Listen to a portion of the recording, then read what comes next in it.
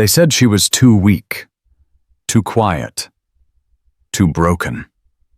The men at Fort Arden laughed when Clara Reed stumbled off the transport bus, her medical discharge papers practically screaming, "Failure!" They mocked her silence, her thin frame, the way she never fought back. But on the night everything went wrong, when bullets flew and trained soldiers froze her torn uniform, revealed something that made a decorated commander stop cold, a tattoo that belonged to ghosts. To soldiers who officially never existed. To an operation the military had buried 6 years ago. Stay with me until the end, and comment what city you're watching from. I want to see how far Clara's story travels. Part 1. The Quiet Recruit. The Georgia sun beat down on Fort Arden like a hammer on an anvil, turning the parade ground into a shimmering hell of dust and heat. Sergeant Marcus Owens stood at parade rest, his weathered face expressionless as he watched the new batch of recruits stumble off the transport buses. 23 fresh faces, all eager, all terrified, all about to discover that everything they thought they knew about themselves was wrong. He'd seen hundreds of them over the years. The cocky ones who thought basic training back home had prepared them. The scared ones whose hands shook when they thought no one was looking. The quiet ones who'd either wash out in a week or become the best soldiers he'd ever trained. Then, he saw her. She was the last off the third bus, moving with a careful precision that immediately caught his attention.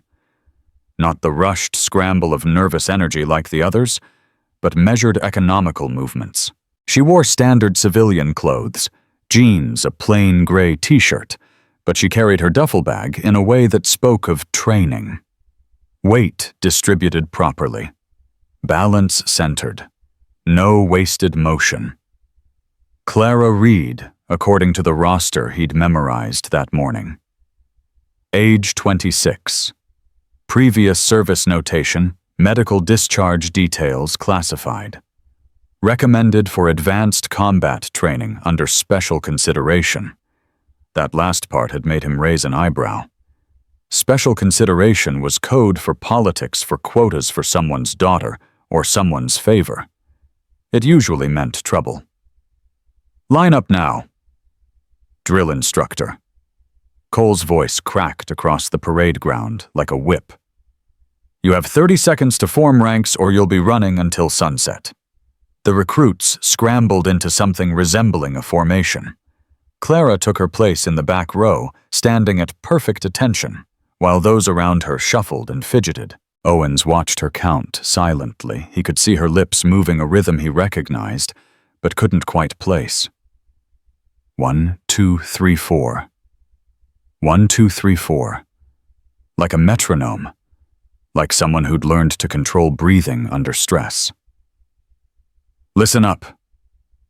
Cole circled the formation like a shark. For the next 12 weeks, Fort Arden owns you. You will eat when we tell you. Sleep when we tell you. Breathe when we tell you. And if any of you snowflakes think you're special... He stopped directly in front of a muscular recruit who stood a head taller than the others. You're about to learn different. What's your name, Giant? Corporal Jake Dane, sir. Previously stationed at... I don't care where you were stationed. Here you're nothing. Here you start over. Cole moved down the line, stopping at random to bark questions, insults, and orders. When he reached Clara, he paused. You. Reed, is it? Yes, sir. Speak up, I can't hear you. Yes, sir. Her voice was stronger this time, clear but not aggressive, controlled. You look like a strong wind would snap you in half. Why are you here? To serve, sir. Cole leaned in close. To serve. We've got actual soldiers who can serve. What we don't need are charity cases taking up space. Clara's expression didn't change. Yes, sir? What's wrong with you medical discharge at 24? Let me guess, couldn't hack it. No, sir? No. Then what knee injury psych eval? Clara's jaw tightened almost imperceptibly. Owens saw it from 20 feet away. "Classified, sir." Cole snorted. "Classified. Right. Of course it is." He turned to address the whole formation. "Everyone here thinks they're special. Everyone has a story. I don't care about your stories. I care about whether you can carry a 60-pound pack for 20 miles, whether you can hit a target at 500 meters, whether you'll hold your position when the world's exploding around you."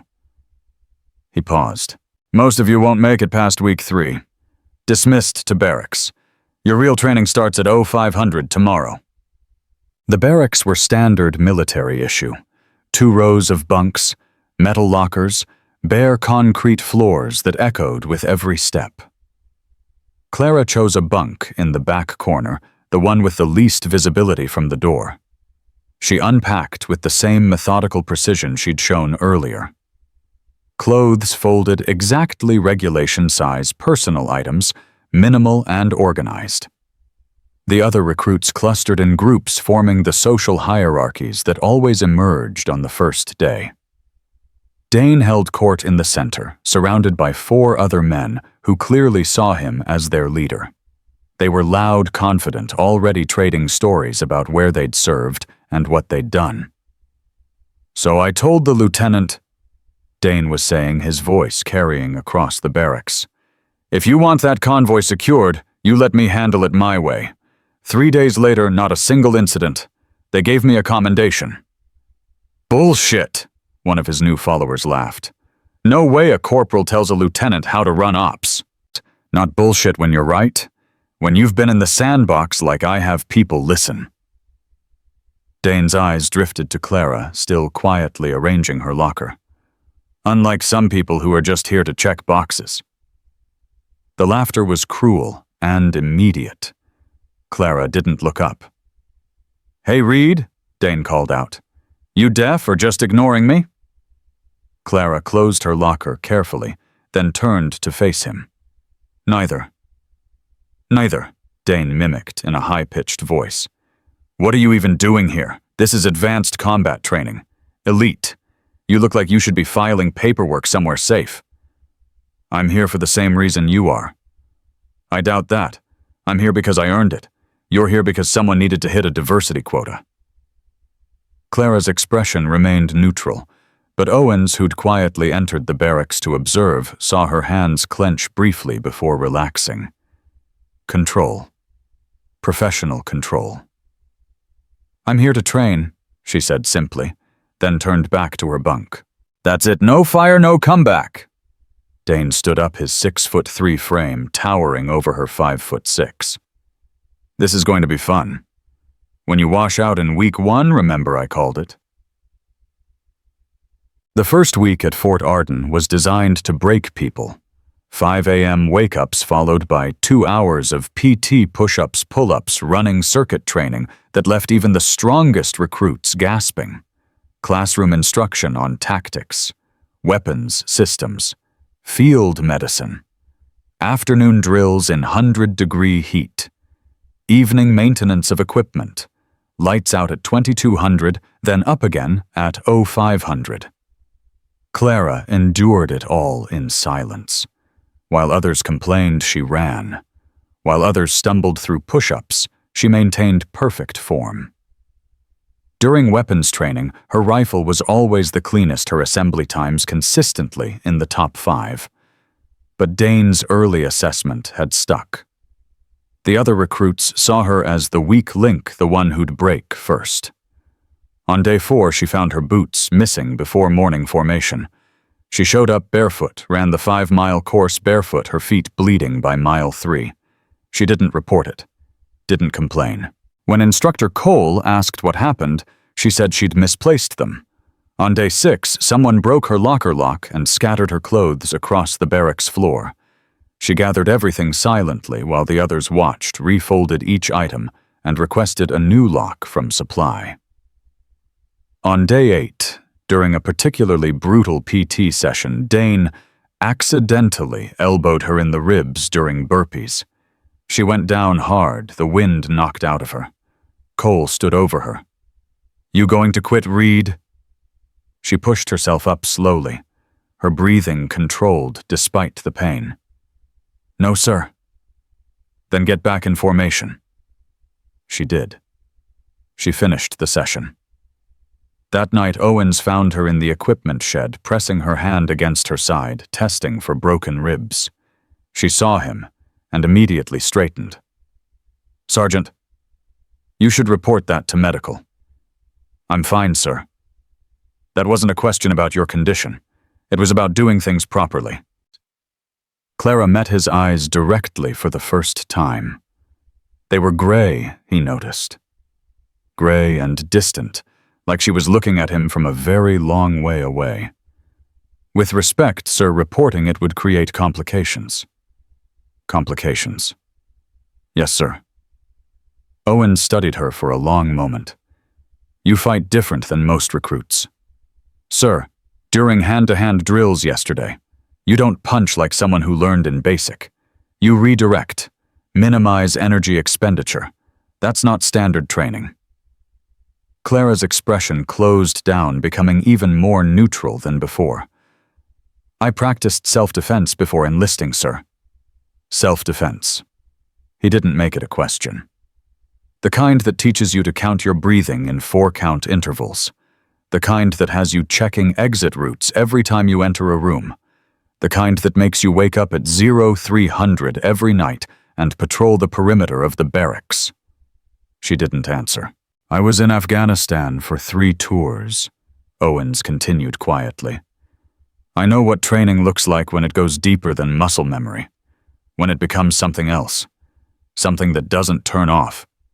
He paused. "Whatever happened before you came here, whatever's in those classified sections of your file, you don't have to prove anything to anyone. Certainly not to bullies like Dane." "I'm not trying to prove anything, sir. I'm trying to finish what I started." "And what did you start?" For a moment, he thought she might tell him. Her mouth opened slightly, words forming behind closed lips. Then she locked it down again. "My service, sir. That's all." Owens nodded slowly. "All right. But Reed, when this breaks open, and it will break open, you remember that you've got at least one person who knows you're not what they think you are." "Thank you, sir." She hesitated, then added, "But I hope it doesn't come to that." It came to that 10 days later. The Night Endurance March was a Fort Arden tradition. 20 miles through the Georgia backcountry, full-pack night vision goggles navigating by terrain, features, and compass. No lights except NVGs. No talking except tactical communication. Teams of 4, each team racing to beat the course record. Dane had made sure Clara wasn't on his team. She was paired with 3 others, who clearly viewed her as deadweight Rodriguez, a former Marine who'd washed out of recon training. Mitchell, a National Guard veteran looking for a second chance. And Patel, the youngest recruit, barely 20 years old. "Just try to keep up," Rodriguez told her as they checked their gear. "We're going for the record. If you can't maintain pace, you drop back, and we'll report your position to instructors." "Understood," Clara said simply. They started at 2200 hours, 4 teams spaced 15 minutes apart. The Georgia forest at night was a different world, shadows that moved, sounds that carried terrain that betrayed every misstep. Through NVGs, everything glowed, green and flat, depth perception compromised. Clara's team moved fast. Rodriguez set a punishing pace, clearly trying to break her in the first 5 miles. She matched him step for step, her breathing steady pack properly balanced. She didn't speak, didn't complain, just moved. 7. Mitchell started struggling. His pack straps were poorly adjusted, digging into shoulders that weren't conditioned for long-distance weight-bearing. He began falling behind. "Mitchell, tighten it up," Rodriguez hissed. "I'm trying." Mitchell's breathing was ragged. Mile 8, they reached a steep ravine. The trail descended 50 feet at a 45-degree angle, loose rock and exposed roots. Treacherous in daylight, potentially deadly at night. Rodriguez went first, moving with practiced confidence. Patel followed. Clara went third. Halfway down, she heard Mitchell slip. The sound was distinct boots, losing purchase body weight, shifting wrong. She turned just as he fell, his pack throwing off his balance, sending him tumbling sideways. He hit a tree trunk with a sickening crunch. "Man down!" Rodriguez's voice cracked with sudden panic. They scrambled back up. Mitchell was conscious, but hurt. His leg was bent at the wrong angle below the knee, definitely broken. His face was white with shock and pain. Oh God, I can't. Radio for evac," Patel said, reaching for his emergency beacon. "No." Clara's voice was quiet, but absolute. She knelt beside Mitchell, her hands moving over his leg with professional efficiency. "Compound fracture. But if we stabilize it properly and move carefully, we can get him to the checkpoint. Radio evac will disqualify the whole team." "Are you insane?" Rodriguez stared at her. "He needs medical attention now. He'll get it at checkpoint 3. That's 4 miles from here. Evac from this position will take 90 minutes minimum. They have to locate us, navigate the terrain, extract, then transport. If we move him ourselves with proper stabilization, we can have him to checkpoint medical in under 2 hours. You want to carry him 4 miles through this terrain?" Clara was already pulling materials from her pack cord, a tent pole, her sleeping pad. Her hands moved with practiced precision, building a splint that would have made a combat medic proud. "I'll carry him. You 3 maintain pace to checkpoint 3. Send medical back from there." "This is crazy," Mitchell gasped. "Just call evac." Clara looked directly at him. "Have you ever been extracted under fire?" "Mitchell." Something in her voice made everyone go still. "No," he whispered. "Then trust me. This is the better option." She finished the splint, then looked at Rodriguez. "I need you to help me get him on my back in a proper carry position. After that, go. Report his status at the checkpoint. I'll be right behind you." Rodriguez hesitated, clearly torn between tactical sense and disbelief. "You can't carry a 170-pound man 4 miles uphill." "Watch me." Clara carried Mitchell 4.5 miles through the Georgia backcountry.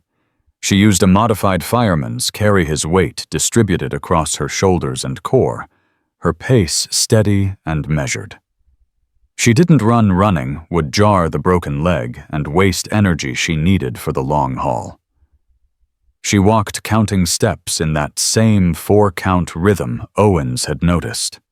1, 2, 3, 4. 1, 2, 3, 4. Each count a step. Each step bringing them closer to safety. Mitchell drifted in and out of consciousness, his weight shifting unpredictably. Every time he slipped, she adjusted, rebalanced, continued forward. Her pack, 60 pounds of gear she'd left behind, buried with marking tape for recovery later. All she carried now was Mitchell and a single canteen.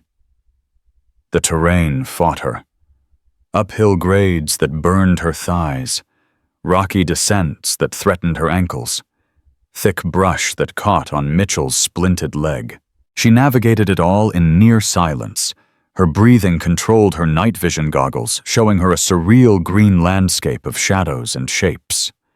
Mile 2, she heard voices ahead, Rodriguez's team already far ahead. They'd maintained their record pace. Mile 3, her shoulders started screaming. She adjusted Mitchell's weight, fractionally found new muscle groups to carry the load, kept moving. Mile 4, she stumbled for the first time, her boot catching on a root. She went down to one knee, Mitchell's weight threatening to pull her completely over. She held position, breathing hard, sweat pouring down her face despite the cool night air. "Leave me," Mitchell mumbled. "I'm done. No one's done." Clara's voice was steady despite her exhaustion. "We're close. Stay with me." She stood, adjusted his weight. started walking again. 1, 2, 3, 4. 1, 2, 3, 4. Checkpoint 3 appeared through the trees like a mirage lights tents medical flags. Rodriguez and his team were already there, and from the commotion they'd already called ahead about Mitchell. A medical team rushed out with a stretcher. "Holy shit," one of the medics breathed, as Clara walked into the light, still carrying Mitchell. "Is that—" "Reed," Rodriguez said, his voice full of something that might have been respect. "You actually did it." Clara lowered Mitchell carefully onto the stretcher, her hands shaking with exhaustion. The medical team swarmed him immediately, checking vitals, securing the leg, administering pain medication. One of them looked at Clara's splint work and let out a low whistle. "Who stabilized this?" "I did," Clara said quietly. "This is textbook combat medic work. Where'd you learn—" The medic looked up, saw Clara swaying slightly, and quickly grabbed her arm. "Whoa, sit down. You're in shock." "I'm fine." "You just carried a full-grown man 4 miles through hostile terrain in the dark. You're not fine. Sit." She sat more because her legs gave out than because she agreed. Rodriguez crouched beside her, his expression complicated. "That was—" He searched for words. "That was the most insane thing I've ever seen anyone do in training. Why risk injuring yourself for someone you barely know?" Clara looked at Mitchell, already being loaded into a medical vehicle. "Because leaving people behind isn't an option. It's training. It's literally an option." She met his eyes. "Not for me." The story of Clara's midnight carry spread through Fort Arden like wildfire. By morning formation, every recruit knew what had happened. Even Dane, who'd been leading his own team on a different route, heard about it. His reaction wasn't what anyone expected. "Lucky," he announced to anyone who'd listen. "Pure luck, adrenaline. Put her in a real combat situation and she'd fold." But the whispers continued. Respect, grudging but real, started to seep into how other recruits treated her. They stopped hiding her equipment, stopped the casual cruelty. Some even nodded to her in passing. Clara didn't acknowledge the change. She continued training with the same quiet intensity, neither seeking attention nor avoiding it. She was exactly what she'd always been: present, competent, controlled.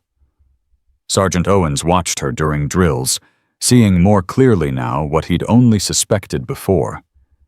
The way she moved wasn't just trained, it was honed, refined through repetition, under circumstances that went far beyond standard military preparation. Every motion economical, every decision calculated. She fought like someone who'd learned that mistakes cost lives. On day 15, Colonel Hayes made his first appearance at training exercises. The commander of Fort Arden rarely involved himself in day-to-day recruit training, but certain situations warranted his attention. Owens had seen him arrive that morning, had watched him reviewing files in his office. Now Hayes stood on the observation platform above the hand-to-hand combat pit, watching the afternoon sparring sessions. He was a lean man in his 50s, with silver hair and eyes that missed nothing. 3 tours in Iraq, 2 in Afghanistan, and a career that had taken him from ranger battalions to special operations command. He understood soldiers in ways that textbooks couldn't teach. In the pit below, Dane was working through opponents with brutal efficiency. He'd already defeated 2 recruits his size and strength, overwhelming their technique. He was calling for a 3rd challenger when his eyes landed on Clara, standing at the edge of the group. "Reed," he called out. "Your turn." The pit went quiet. Clara looked at him steadily. "If you're sure." "Oh, I'm sure. Let's see if you can carry yourself as well as you carried Mitchell." She stepped into the pit, and Owens tensed. This wasn't going to be good. Dane had 60 pounds on her reach advantage and the kind of aggressive confidence that made him dangerous in close quarters. Unless... Clara took her stance and Owens saw it. The way she balanced, the slight angle of her feet, the position of her hands, not traditional boxing, not standard army combatives. Something else. Something refined. "Ready," the drill instructor called. Dane charged before the instructor finished the word, trying to overwhelm her with speed and power. Clara stepped aside, her movement minimal and precise, using his momentum against him. He stumbled past, caught himself turned. "Lucky," he growled, circling. "Again." He came in with a combination jab, cross-low kick. Clara blocked the first two, avoided the third, and suddenly she was inside his guard, her hand pressing a nerve cluster in his shoulder. Dane's arm went briefly numb, and he backed off, shaking it out, his expression darkening. "You fight like a dancer," he spat, and Owens heard the contempt in his voice. Clara's response was quiet, but it carried across the suddenly silent pit. "Because I was trained to move where others fall." Dane roared and came in wild. Clara met him this time, not avoiding, but engaging her strikes, precise and targeted nerve points, joint locks, pressure techniques that made him move where she wanted him to move. She wasn't trying to hurt him. She was controlling him, demonstrating a level of skill that went far beyond anything taught in basic combatives. The match ended with Dane on his back. Clara's hand pressed lightly against his throat, her knee controlling his arm. She could have seriously hurt him. Everyone in the pit could see it. Instead, she released him and stepped back. "Good match," she said quietly. Dane rolled to his feet, his face flushed with humiliation and rage. "Where'd you learn that?" Clara didn't answer. She just nodded to the instructor and stepped out of the pit. Above them, Colonel Hayes turned to his aide. "Get me Reed's file. The full file. Everything classified. I want it in my office in 30 minutes. "Sir, some of those classifications. I have the clearance. Get it." Owens watched the colonel walk away, a cold feeling settling in his stomach. Clara's secret, whatever it was about to come out. And when it did, nothing at Fort Arden was going to be the same. That night, Clara didn't sleep. Owen saw her on his midnight patrol of the grounds. She was behind the barracks, moving through forms that definitely weren't standard army training. They were fluid, precise, almost meditative. Combat kata from a discipline he didn't recognize. He didn't interrupt.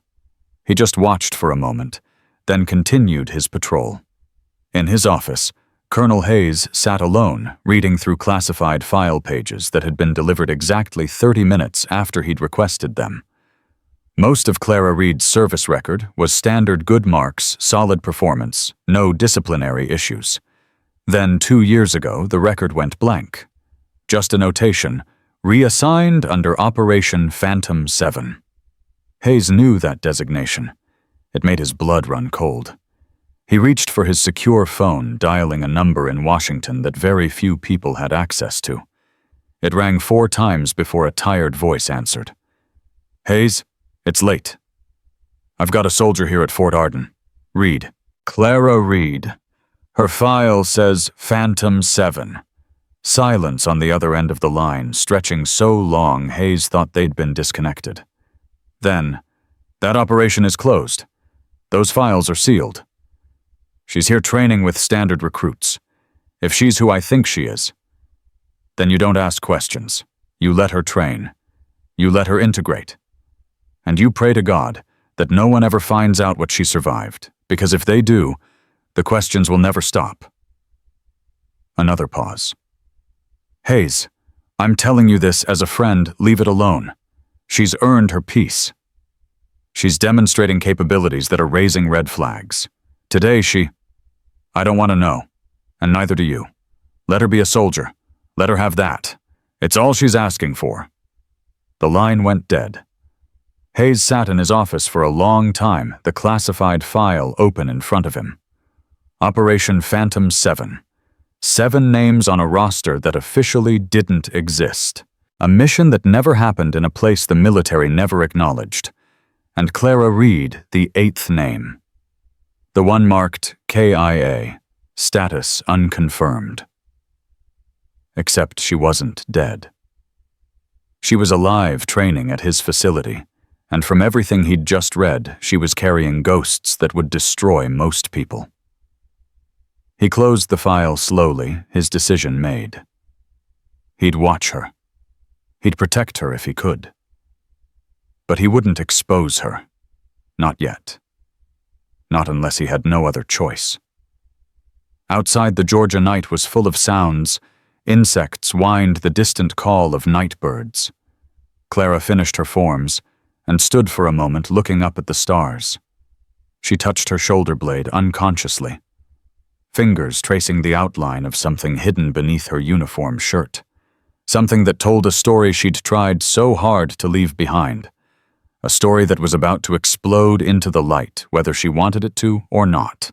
The classified file stayed locked in Colonel Hayes's desk drawer for exactly 3 days before circumstances forced his hand. It started with a routine training exercise on Day 18 urban combat simulation in the mock village Fort Arden had built half a mile from the main compound. Recruits would clear buildings, identify threats, secure objectives. Standard stuff designed to test decision-making under stress. What made it interesting were the role players' instructors dressed as civilians, hostiles, and friendlies, all mixed together, forcing split-second judgment calls. Dane's team drew the first run. They moved through the village with aggressive confidence, Dane calling shots, his team following. They cleared 3 buildings in 12 minutes, taking out hostile targets, securing 2 civilians, making textbook decisions. When they emerged, Dane was grinning, clearly expecting praise. "Decent," Instructor Cole said flatly. "You missed 2 hostiles in the second building. They would have killed your rear guard. You also shot a friendly in Building 3 because you didn't verify your target." Dane's grin faded. The target moved aggressively. The target was a 12-year-old simulation dummy holding a toy. You didn't verify. That's a mission failure in real combat. Cole turned to the next group. "Reed's team, you're up." Clara's team consisted of 3 recruits who'd volunteered to work with her after the Mitchell incident, Rodriguez, who'd reassessed his initial judgment. Patel, still young, but learning. And Chen, a quiet woman from California, who'd barely spoken during training but moved with efficiency during drills. They entered the village differently. Where Dane's team had moved fast and loud, Clara's team moved slow and careful. She took point, her hand signals minimal but clear. They cleared the first building in 8 minutes, methodical and thorough. No shots fired. 2 hostiles secured with zip ties, 1 civilian safely extracted. Building 2 was where it got interesting. Owens watched from the observation tower as Clara's team approached the structure, a 2-story mock-up of a Middle Eastern residential compound. Intel had placed multiple hostiles inside, along with civilians. The scenario was deliberately chaotic, designed to overwhelm inexperienced decision-makers. Clara paused at the entrance, her hand raised. Her team froze. For 30 seconds, nothing happened. Dane, watching from the sidelines, snorted with contempt. "What's she doing taking a nap?" But Owens saw what Clara was doing. She was listening, reading the building through sound and shadow, her head tilted slightly, tracking movement through windows, calculating positions based on ambient noise. When she finally moved, it was with absolute certainty. Her team flowed through the building like water, each member covering angles Clara had predetermined. They encountered the first hostile, an instructor, with a training rifle pointed at a civilian dummy. Standard hostage scenario. Most recruits would call out demand surrender, create confrontation. Clara shot the hostile twice center, mass training rounds that marked impact before he could react. Her team secured, the civilian moved forward. Second floor, 3 more hostiles in defensive positions. Instead of assaulting directly, Clara used hand signals to position her team, then threw a flashbang simulator through the window. In the confusion, they breached simultaneously from 2 entry points, overwhelming the hostiles before they could establish firing solutions. 8 minutes total, 0 civilian casualties, all hostiles neutralized or secured. When they emerged, even Cole looked impressed. Clean, efficient, minimal noise signature. Where'd you learn room-clearing tactics like that, Reed? Clara's expression remained neutral. Training, sir. That wasn't basic training. That was... Cole stopped himself, glancing at Hayes, who'd appeared beside the observation tower. That was very well executed. Hayes studied Clara for a long moment. Reed, my office. 30 minutes. The summons hung in the air like a guillotine blade. Clara nodded once. Yes, sir. As she walked away, Rodriguez caught up to her. Hey, that was incredible back there. Seriously. You moved like you'd done this 1,000 times. Just following training, Clara said quietly. Bull. I've seen training. That was experience. He paused. Look, I know people give you shit about being here on special consideration, but after today, after Mitchell, you've earned your place. Whatever's in your past, it doesn't matter. You're solid. Something flickered across Clara's face. Gratitude pain. Something Owens couldn't quite identify from his distance. Thanks, Rodriguez. That means something. So what do you think Hayes wants? Clara touched her shoulder unconsciously, that same gesture Owens had seen before. I think my past just caught up with me. 30 minutes later, she stood at attention in Colonel Hayes's office, her face composed, but her hands, Hayes noticed, clenched tight at her sides. Control fighting against tension. He'd seen that posture before in soldiers who'd survived things that changed them fundamentally. At ease, Reed. Hayes gestured to a chair. Sit. She sat, her movements precise. Waiting. Hayes opened the file on his desk, slowly giving her time to see what it was. Her face went carefully blank when she recognized the classification markings. Operation Phantom 7, Hayes said quietly. You want to tell me about it? That operation is classified, sir. I have clearance. Tell me anyway. Clara's jaw tightened. With respect, sir, my service record speaks for itself. Your service record has a 2-year gap with a single notation. That's not speaking, that's screaming. Hayes leaned forward. I called Washington. They told me to leave it alone. To let you train, let you integrate, and never ask questions. He paused. I'm asking anyway. The silence stretched between them, heavy with unspoken history. Finally, Clara spoke, her voice steady but distant, like she was reporting facts about someone else's life. Syria. 6 years ago. Our unit was inserted to gather intelligence on a weapons trafficking network moving chemical ordnance across the border. 7 operators, all female, all with language and cultural training that let us move through civilian populations without triggering hostility. She paused. We were in country for 4 months. The mission went well until our exfil got compromised. What happened? We were betrayed. Someone sold our position. The exfil team got hit 3 miles from our location. We heard it over comms, gunfire explosions, then nothing. Clara's voice remained steady, but Hayes saw her hands clench tighter. Standard protocol was to scatter E&E independently to the secondary extraction point. We split up. I was carrying the primary intelligence documentation of the network, names, locations, everything we'd gathered. And the others? Clara's composure cracked, just for a moment, pain flashing across her face before she locked it down again. I made it to the extraction point. They didn't. 3 were killed during the initial ambush at our safe house, 4 more during the E&E. I was alone in hostile territory for 6 days before a CIA team extracted me across the Turkish border. Hayes absorbed this carefully. The file says you were listed KIA. The operation was disavowed. Everyone involved was officially declared killed in action. It was cleaner that way. No questions, no investigations into who betrayed us or why the exfil failed. Her voice went flat. I was extracted under a different identity, debriefed, and given a medical discharge with psychological trauma notation. The Army paid for therapy and sent me home. Why did you come back?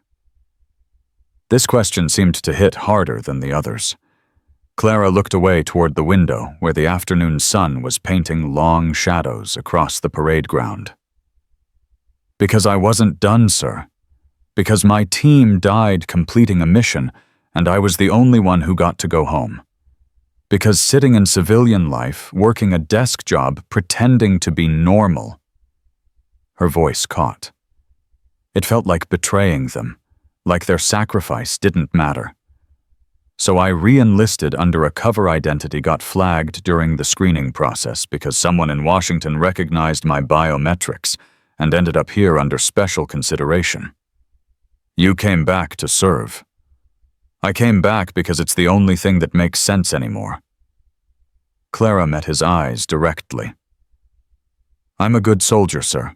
Whatever happened before, whatever I survived, it made me better at this. I can help people. I can train them. I can make sure they come home when things go wrong. That's worth something. Hayes studied her for a long moment, seeing the ghost of the operator she'd been beneath the careful mask she wore. The way you move, the room clearing, the combat medicine on Mitchell, that's all Phantom 7 training. Yes, sir. And the tattoo, because I know covert operators mark themselves. It's how you identify friendly dead when operations go wrong. Clara's hand moved to her shoulder blade, fingers pressing against the fabric of her uniform. Yes, sir. I need to see it. This wasn't a request. Clara stood slowly, turned, and carefully lifted the back of her shirt, revealing her upper back. Hayes came around the desk, and what he saw made his breath catch. The tattoo was extensive, professional, and deeply symbolic. A winged dagger, the symbol of airborne special operations, pierced through a serpent coiled around 7 stars. Below it, burned into her skin in precise military font coordinates, a unit number, and 7 names. The ink was black and crisp, the kind of work done by someone who knew military symbology intimately. But what made Hayes's blood run cold were the burn scars that framed the tattoo. Deliberate marks carefully placed to ensure the tattoo could never be fully removed or altered. Someone had branded this into her skin, making sure it would survive anything fire injury torture. Who did this?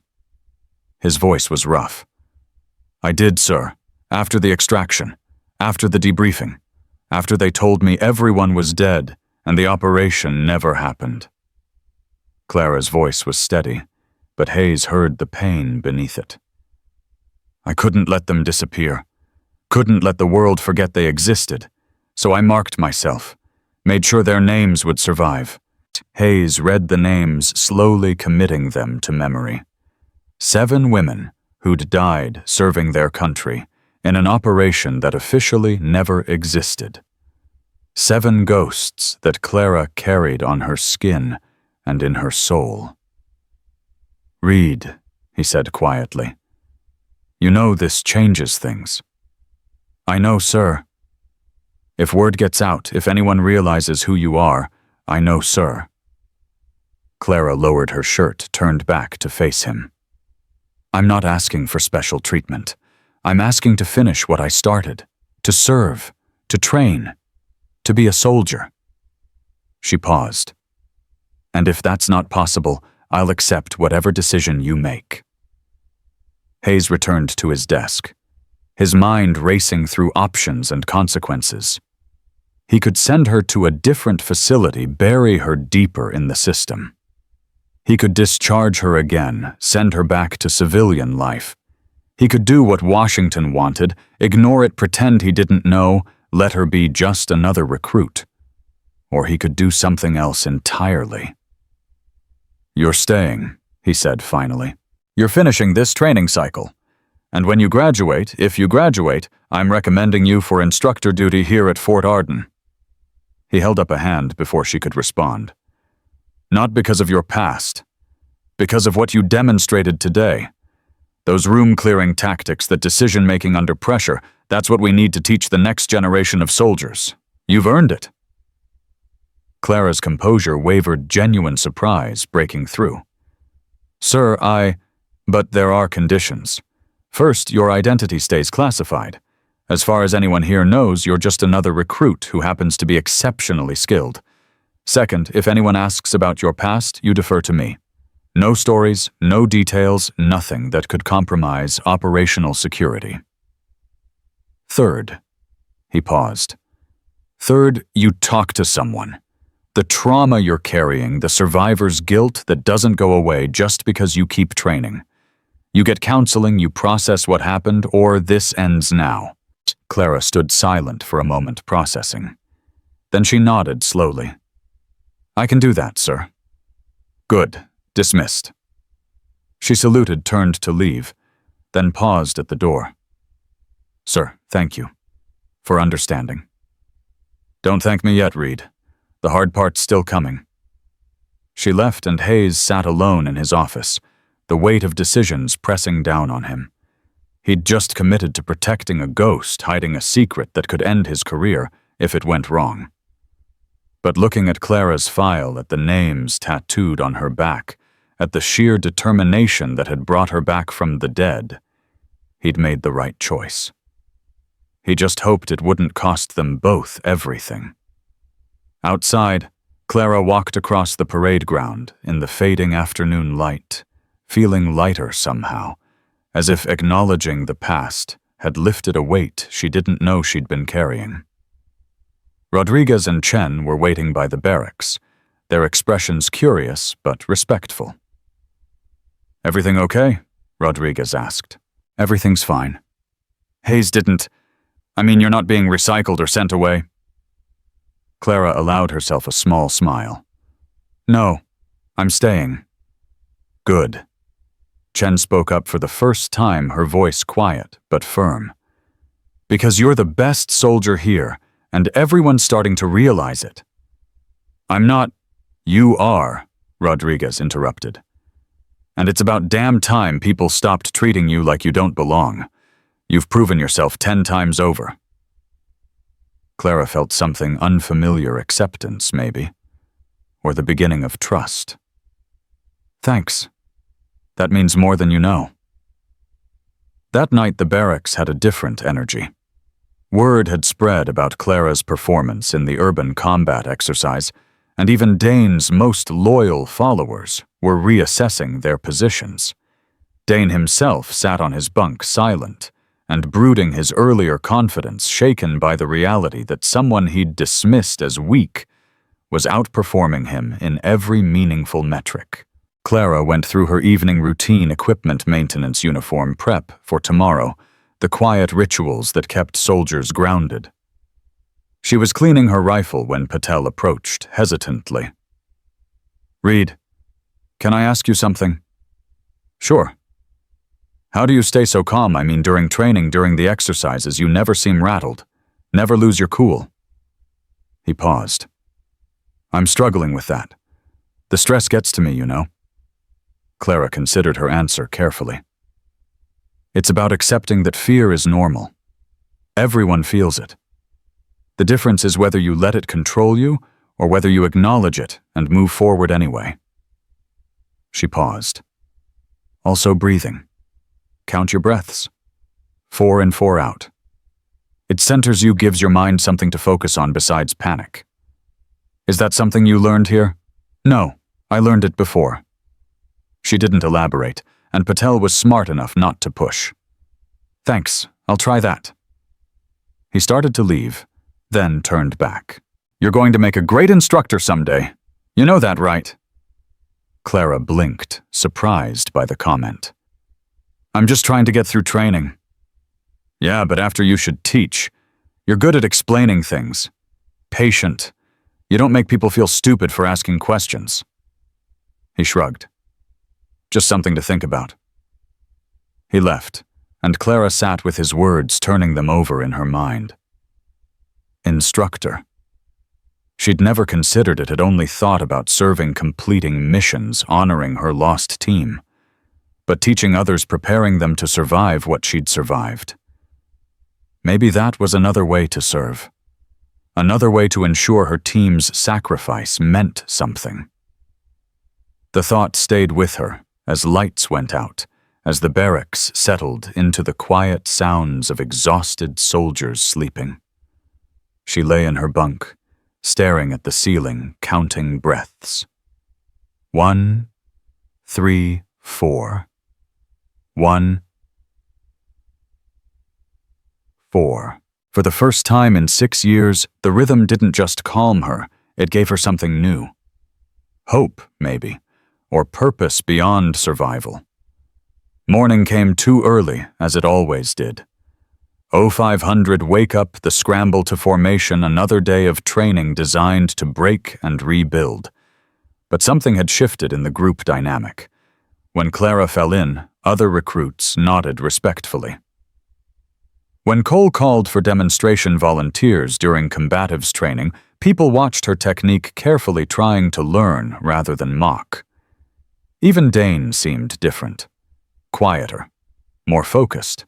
Still competitive, but without the cruel edge that had defined his earlier interactions. He was watching Clara differently now, not with contempt, but with the wary respect of someone who'd realized they'd underestimated an opponent. The change crystallized during week 4 when training shifted to tactical leadership exercises. Recruits were divided into fire teams and given command rotations, each person leading a simulated patrol while others followed. The goal was to develop decision-making under pressure, learning to trust your instincts while accepting feedback. Dane led, first running his team through a textbook patrol with aggressive efficiency. He made solid decisions, communicated clearly, achieved objectives. Cole gave him high marks. Then it was Clara's turn. She chose a different approach entirely. Where Dane had been aggressive, she was methodical. Where he'd moved fast, she moved deliberately. Her patrol covered less ground, but cleared it more thoroughly, her team working with a cohesion that spoke to careful briefing beforehand. When they encountered a simulated ambush, she didn't panic or immediately return fire. She assessed, positioned her team for optimal cover and fields of fire, then engaged with precision that minimized exposure. Cole watched with increasing interest. So did Hayes, who'd made it a point to observe more training sessions since his conversation with Clara. When the exercise ended, Cole gathered both teams.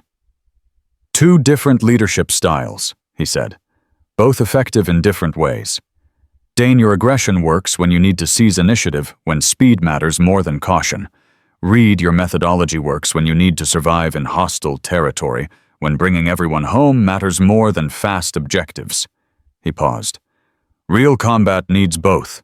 The question is knowing when to use which approach. Sir, Dane spoke up, his voice lacking its usual arrogance. How do you know? In the moment, how do you make that call? Experience, training, instinct developed through both. Cole glanced at Clara. Some people learn it faster than others because they've been in situations where the wrong choice meant death. But all of you can develop it if you pay attention, stay humble, and learn from every exercise. The lesson resonated through the group, a shared moment of understanding that transcended egos and competition. They were all here to become better soldiers. Everything else was noise. That afternoon, as recruits dispersed for equipment maintenance, Dane approached Clara. She tensed automatically, old instincts, reading body language, calculating threat levels. But Dane's posture was open, non-aggressive. Reed, can we talk? Sure. He glanced around, making sure they had privacy. I've been an asshole to you since day one.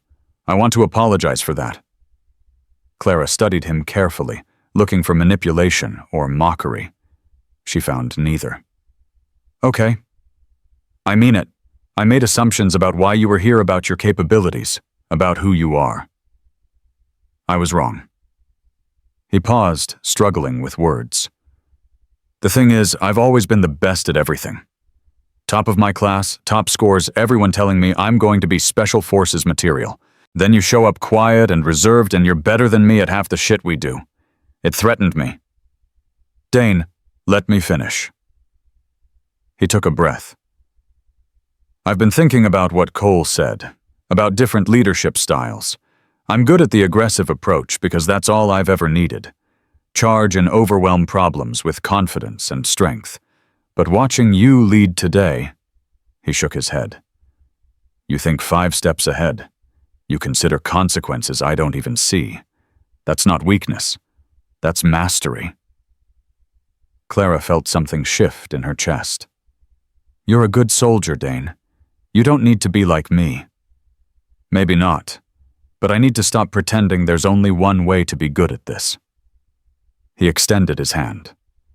Truce. Start over. She looked at his hand for a moment, then took it. Truce. They shook, and something that had been tense and competitive between them eased into mutual respect. Dane nodded, started to walk away, then turned back. Reed, whatever's in your past that made you this good, I hope someday you can talk about it, because there's a story there, and I think it's one people need to hear. He left before she could respond, leaving Clara standing alone in the fading afternoon light, his words echoing in her mind. A story people need to hear. Maybe. Someday. When the classified seals lifted and the ghosts could be properly honored. But not yet. Not while the wounds were still fresh and the nightmares still came at 0300 every night. For now, she'd keep training, keep serving, keep honoring the 7 names burned into her skin. It was enough.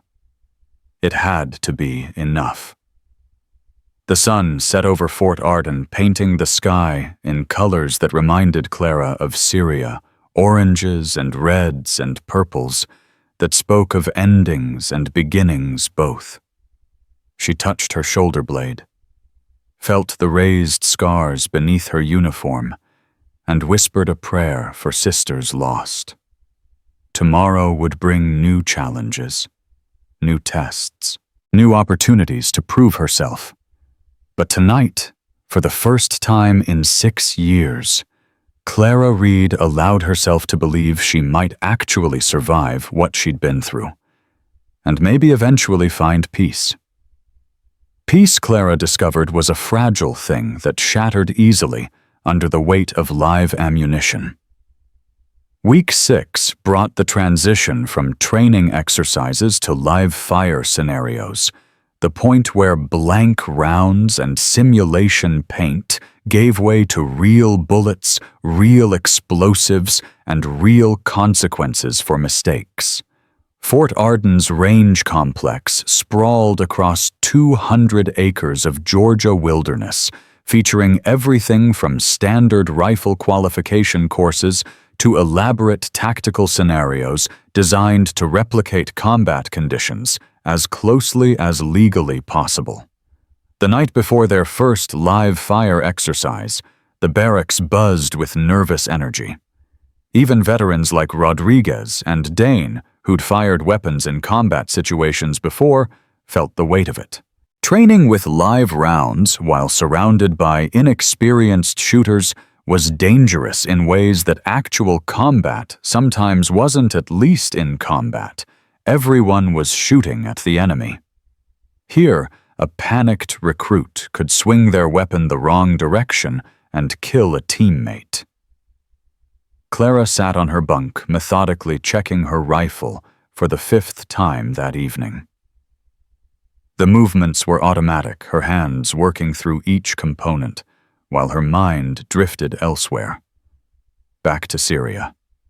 Back to the night everything went wrong, and live fire stopped being training and became survival. "You okay?" Chen's voice pulled her back to the present. The quiet woman from California had become something of a silent ally, someone who understood when to give space and when to check in. "You've been cleaning that rifle for an hour. Just being thorough. That's being obsessive." Chen sat down across from her. "I've noticed something about you, Reed.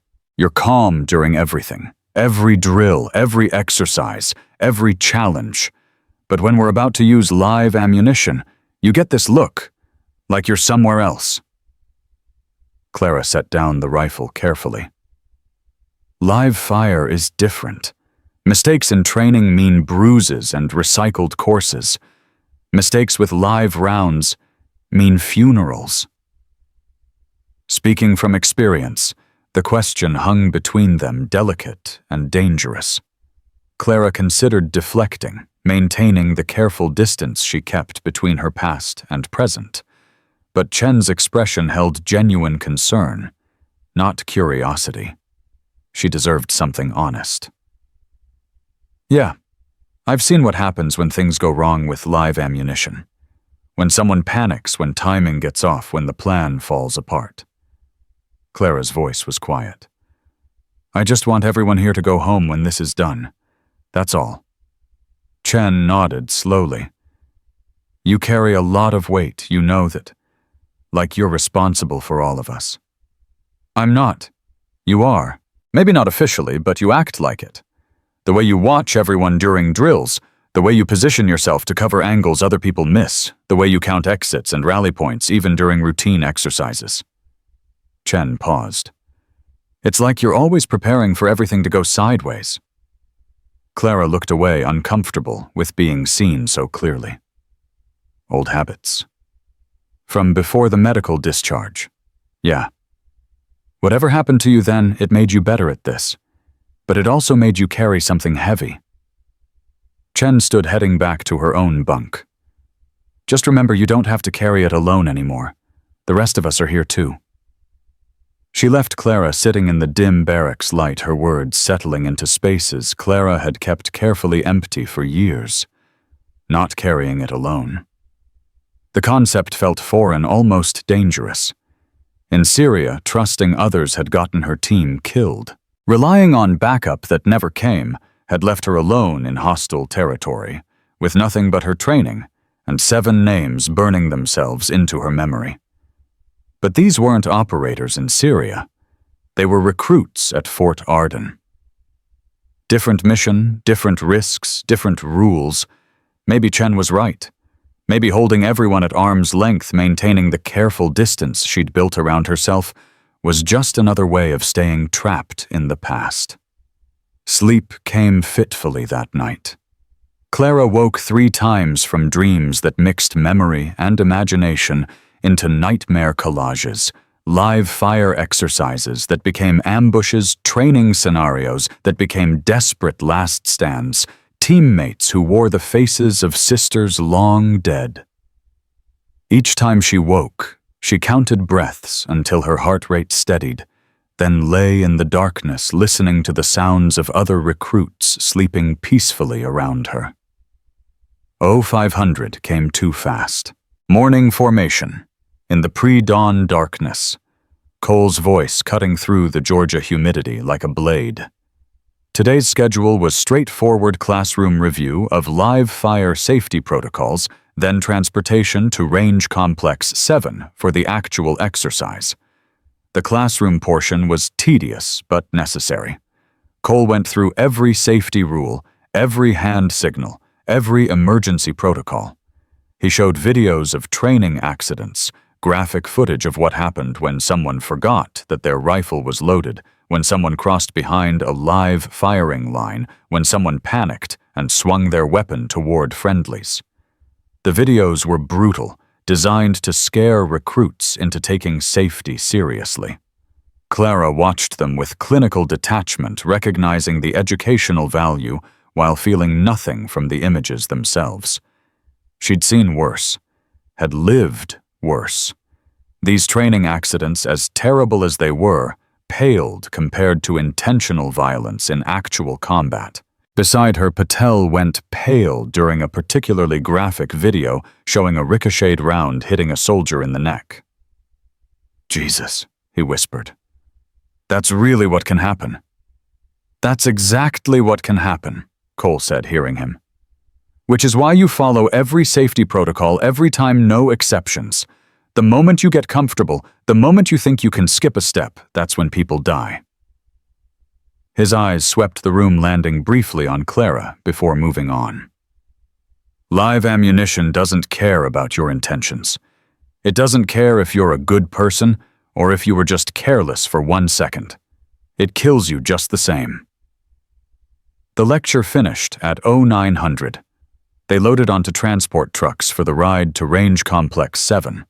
The mood subdued and tense. Even Dane was quiet, his usual confident demeanor replaced by focused concentration. Range Complex 7 sat in a valley surrounded by tree-covered hills, a natural amphitheater that contained noise and provided multiple observation points.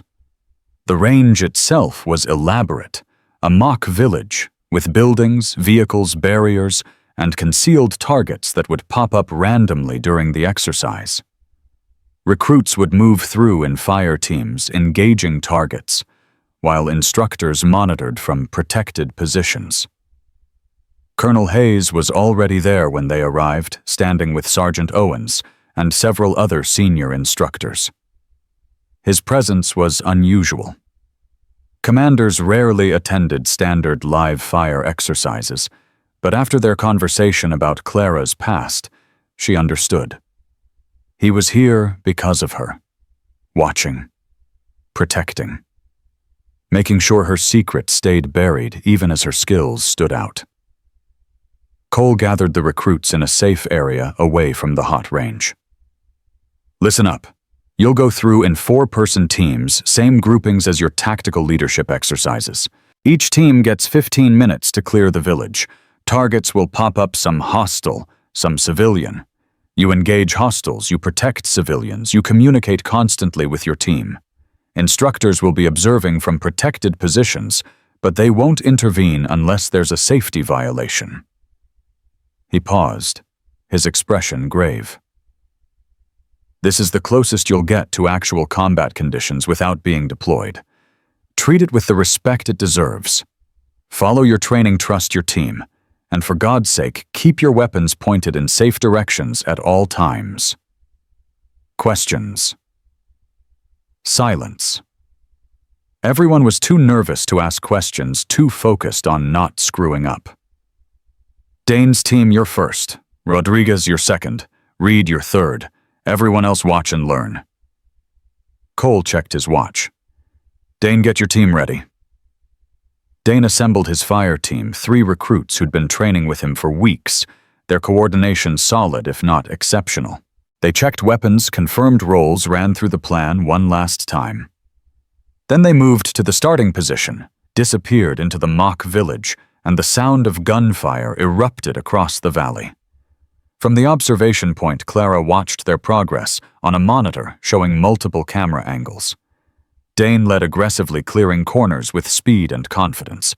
His team engaged targets appropriately, made decent tactical decisions, completed the course in 13 minutes with acceptable accuracy scores. They emerged sweaty and pumped with adrenaline, clearly satisfied with their performance. Rodriguez's team went next, moving more cautiously than Dane's group, but with better coordination. Their accuracy was higher, their time slightly slower, their overall performance solid. When they finished, Rodriguez was grinning, high-fiving his teammates. Then it was Clara's turn. Her team consisted of Chen Patel and a recruit named Morrison, a former National Guard specialist who'd been quiet but competent throughout training.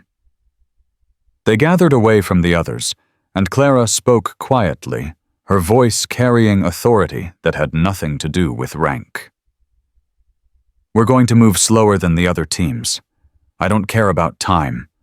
I care about accuracy, safety, and everyone coming out of this without injuries." She looked at each of them in turn.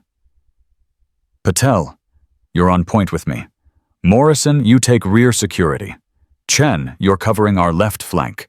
We move together, we communicate constantly, and if anyone feels unsafe at any point, you call it out immediately. Clear." They nodded, their nervousness visible but controlled. "Good. Remember your breathing. 4 counts in, 4 counts out. Your body will want to dump adrenaline and make you rush. Don't let it. Stay controlled." Clara checked her rifle one final time. "We've trained for this. Trust your training, trust each other, and we'll be fine." They moved to the starting position. Cole gave the signal, and they entered the village. From the observation point, Hayes watched Clara's team with intense focus. Owen stood beside him, equally attentive, both men seeing something the other recruits missed.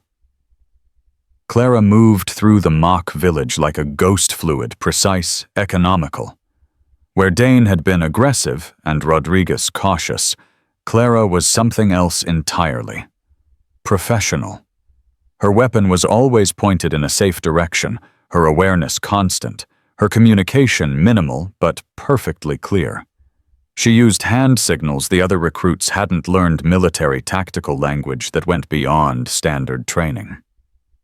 Patel followed her lead, his earlier nervousness evaporating as he fell into the rhythm she established.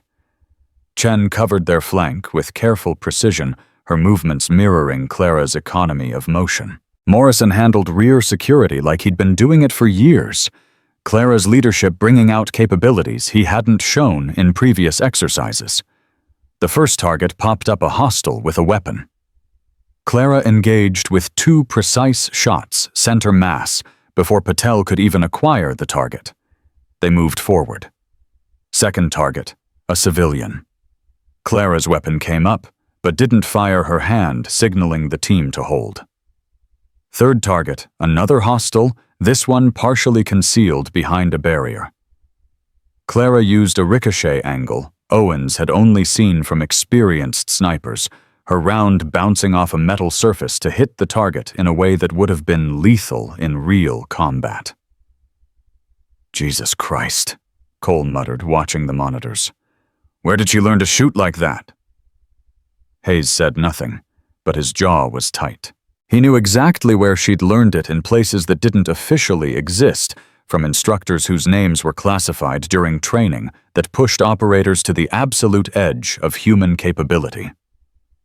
Halfway through the course, things went wrong. A target popped up directly in front of Patel, startling him. His finger tightened on the trigger reflexively, the rifle swinging toward Chen as he spun to acquire the threat. It was a split-second mistake, the kind that happened to inexperienced shooters under stress, the kind that got people killed. Clara moved faster than thought. Her hand shot out, pushing Patel's barrel down and away, her other hand already engaging the target he'd missed. The whole sequence took less than a second. Danger, identified teammate, protected threat, neutralized team, repositioned to safe positions. On the monitors, the instructors saw it happen. Hayes felt his blood run cold. That reaction time, that situational awareness, that ability to process multiple threats simultaneously while protecting team members that wasn't training. That was combat experience reflexes honed through survival. "She just saved that kid's life," Owen said quietly. Chen would have taken a round if Reed hadn't intervened.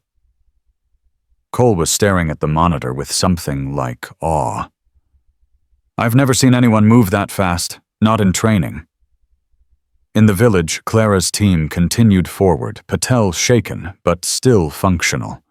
Clara kept them moving, her voice steady and calm over their communication system, guiding them through the remaining scenarios with precision that bordered on prescient. She seemed to know where targets would appear before they popped up. Her team always positioned optimally, her fields of fire always clear. They completed the course in 14 minutes with perfect accuracy. 0 civilian casualties, All hostile targets neutralized, every safety protocol followed flawlessly. When they emerged, Patel was pale and shaking. "I almost shot Chen," he said, his voice barely above a whisper. "I almost killed her." Clara put a hand on his shoulder, her grip firm. "But you didn't. Because we trained for this. Because you trusted your team. Because when you made a mistake, someone was there to correct it before it became tragedy." She paused. "That's why we train together. That's why we trust each other. So when something goes wrong, and something always goes wrong, we survive it together." Patel nodded slowly, his breathing steadying. "Thank you for stopping me, for not letting me—" "That's what teammates do," Clara said simply. "We protect each other." Chen appeared beside them, her expression serious. "Reed, that was incredible. The way you moved, the way you saw everything." She stopped searching for words. "You weren't just good. You were perfect. Like you'd done this 1,000 times." Clara's expression closed down slightly, old defenses rising. "Just training."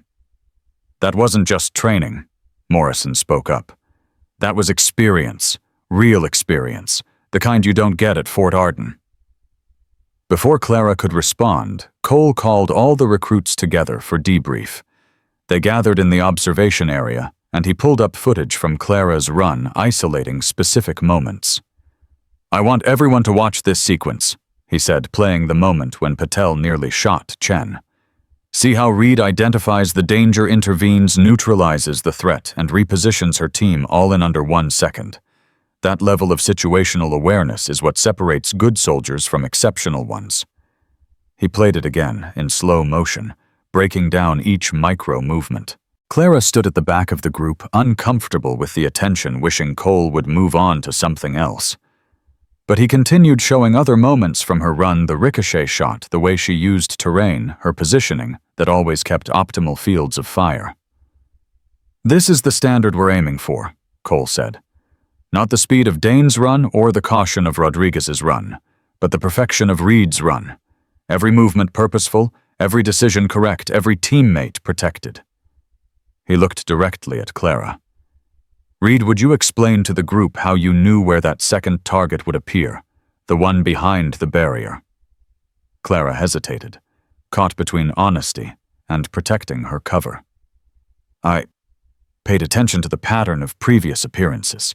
Targets were popping up in sequence based on our movement speed, so I anticipated the next likely position." It was a plausible answer, technically true, but not the whole truth. The real answer was that she'd run scenarios like this dozens of times in Syria, had developed an instinct for where threats would emerge based on terrain and enemy behavior patterns, had learned to read combat environments the way some people read books. Cole accepted her explanation, but Hayes, watching from the side, saw through it. So did Owens.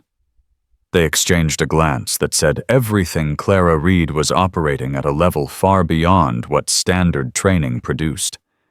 And sooner or later, people were going to ask questions that couldn't be answered with classified file notations. The debrief continued, but Clara barely heard it. Her mind was elsewhere, replaying the moment when Patel almost shot Chen, feeling the weight of responsibility that came with being the most skilled person in the room. If she hadn't been there, Chen would be injured or dead. If she hadn't reacted fast enough, a training exercise would have become a tragedy. That weight never got lighter. It just became more familiar.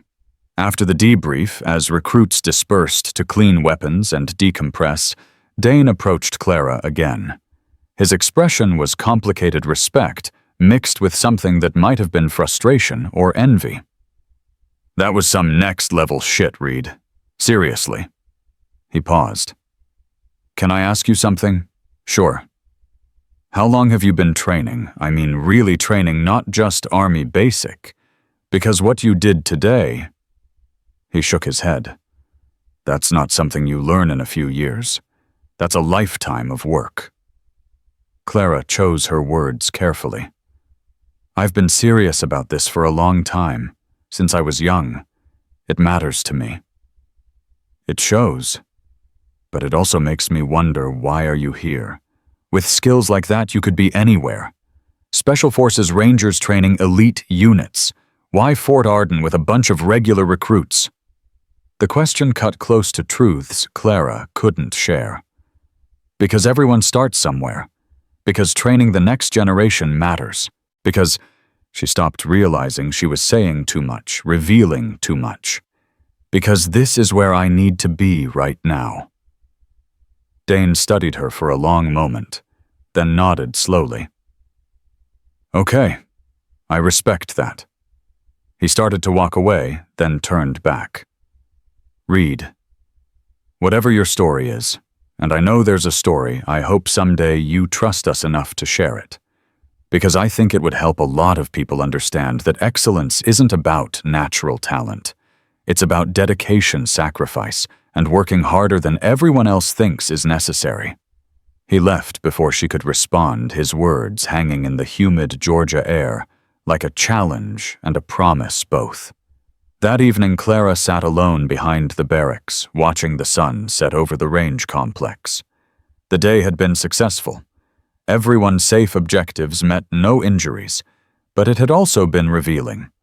Her skills were too visible now, too obviously beyond standard training. Questions were coming. Questions she couldn't answer without exposing the classified past she'd worked so hard to leave behind. Footsteps approached from behind. She didn't turn, recognizing Owens's gait. "You've got people talking," he said, sitting down beside her. "That performance today, it was too good. People are starting to wonder." "I know." Hayes is concerned. If too many questions get asked, if someone with the right clearances starts digging, "I know." Clara repeated, her voice weary.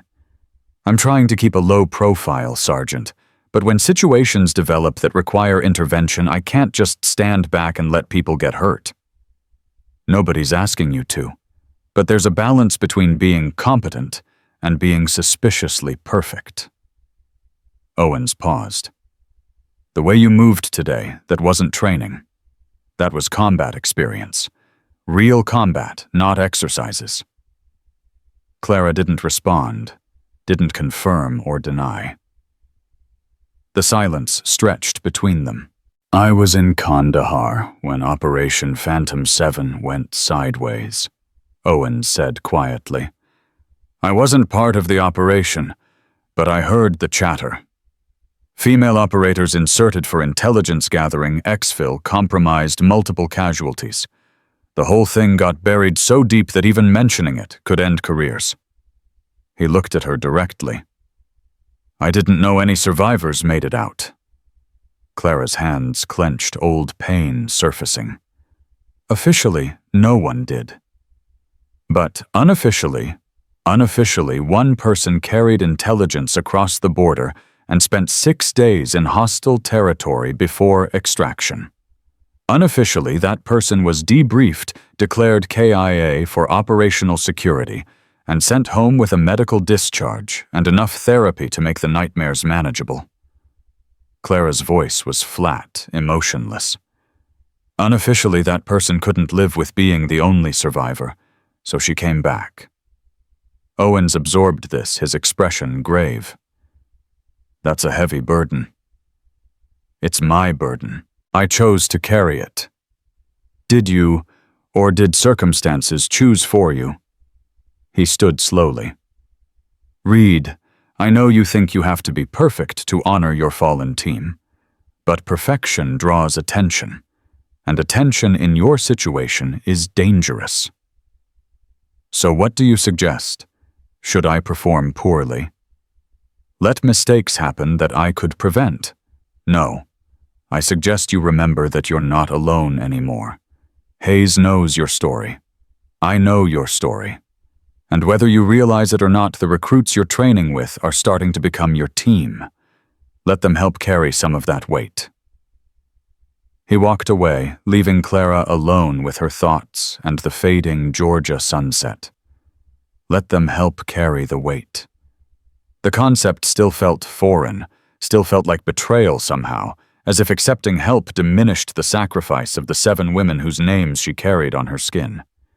But maybe Owens was right. Maybe holding on to all of it, refusing to share the burden, was just another form of punishment she inflicted on herself for surviving, when others didn't. The night air grew cool as darkness settled over Fort Arden. Clara sat in the silence, counting breaths, remembering faces carrying ghosts. Tomorrow would bring new challenges, new exercises, new opportunities for her past to collide with her present. For now, she just breathed. 1, 2, 3, 4. 1, 2, 3, 4. Surviving, as always. Because that's what she did. That's all she knew how to do. And somewhere in the darkness, 7 stars looked down, silent witnesses to a story that officially never happened, but refused to be forgotten. The stars were still visible when the alarm shattered the pre-dawn quiet of week 8, but it wasn't the standard 0500 wake-up call. This was different, harsh, urgent, the kind of sound that meant something had gone wrong, or was about to. Clara was already awake, had been since 0300 when the nightmares came again. So she was dressed and moving, while others were still processing the noise. "All personnel, full combat gear, rally point Alpha in 10 minutes. Cole's voice boomed through the barracks speakers. "This is not a drill. Move, move, mud." The barracks erupted into controlled chaos. Recruits scrambled for gear, pulling on uniforms, grabbing rifles, muscle memory from weeks of training overriding confusion. Clara had her pack ready in 4 minutes, was checking Chen's gear straps when Dane appeared beside them, his face tense. "Any idea what this is about?" he asked, his earlier arrogance completely absent, replaced by focused intensity. "No idea," Clara said, helping Patel with his vest. "But full combat gear suggests something serious." Rodriguez stumbled up, still half asleep, but functional. "Think it's another exercise, some kind of surprise evaluation." "Maybe." But Clara's instincts, honed through real combat, were screaming that this felt different. The urgency in Cole's voice hadn't been performance. It had been genuine. They made it to Rally Point Alpha in 9 minutes, the entire training company assembled in loose formation. Cole stood with Owens and 3 other instructors, all of them wearing expressions that confirmed Clara's suspicion. This wasn't an exercise. Colonel Hayes arrived in a vehicle that skidded to a stop in the dirt-raising dust that glowed in the emerging dawn light. He emerged fast-moving with purpose, and the assembled recruits went silent. "Listen up," Hayes's voice cut through the morning air. 30 minutes ago, we received a distress call from Range Complex 12. A group of civilians, a documentary film crew, with authorization to film on the base periphery, were involved in a vehicle accident in the restricted training area. Their truck went off a logging road and down an embankment. We have confirmed injuries possibly serious. Search and rescue is en route, but they're coming from Fort Benning and won't arrive for 90 minutes. He paused, letting this information sink in. We're closer. We can reach them in 40 minutes if we move fast. I'm pulling 12 personnel, 6 instructors, and 6 recruits to form an immediate response team. This is not training. This is a real emergency with real casualties who need real help. If you're not prepared to handle that, speak up now.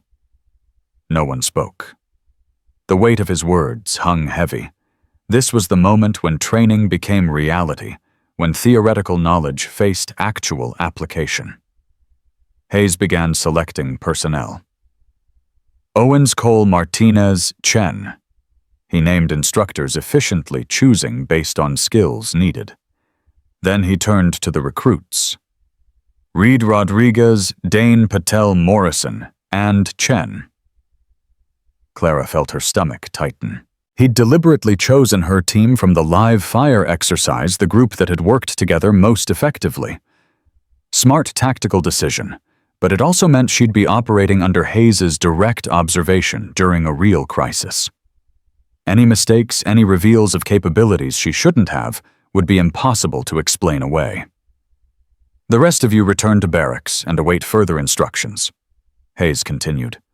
Selected personnel grab medical packs and rope equipment from supply. We roll out in 5 minutes. The next 5 minutes blurred into efficient preparation.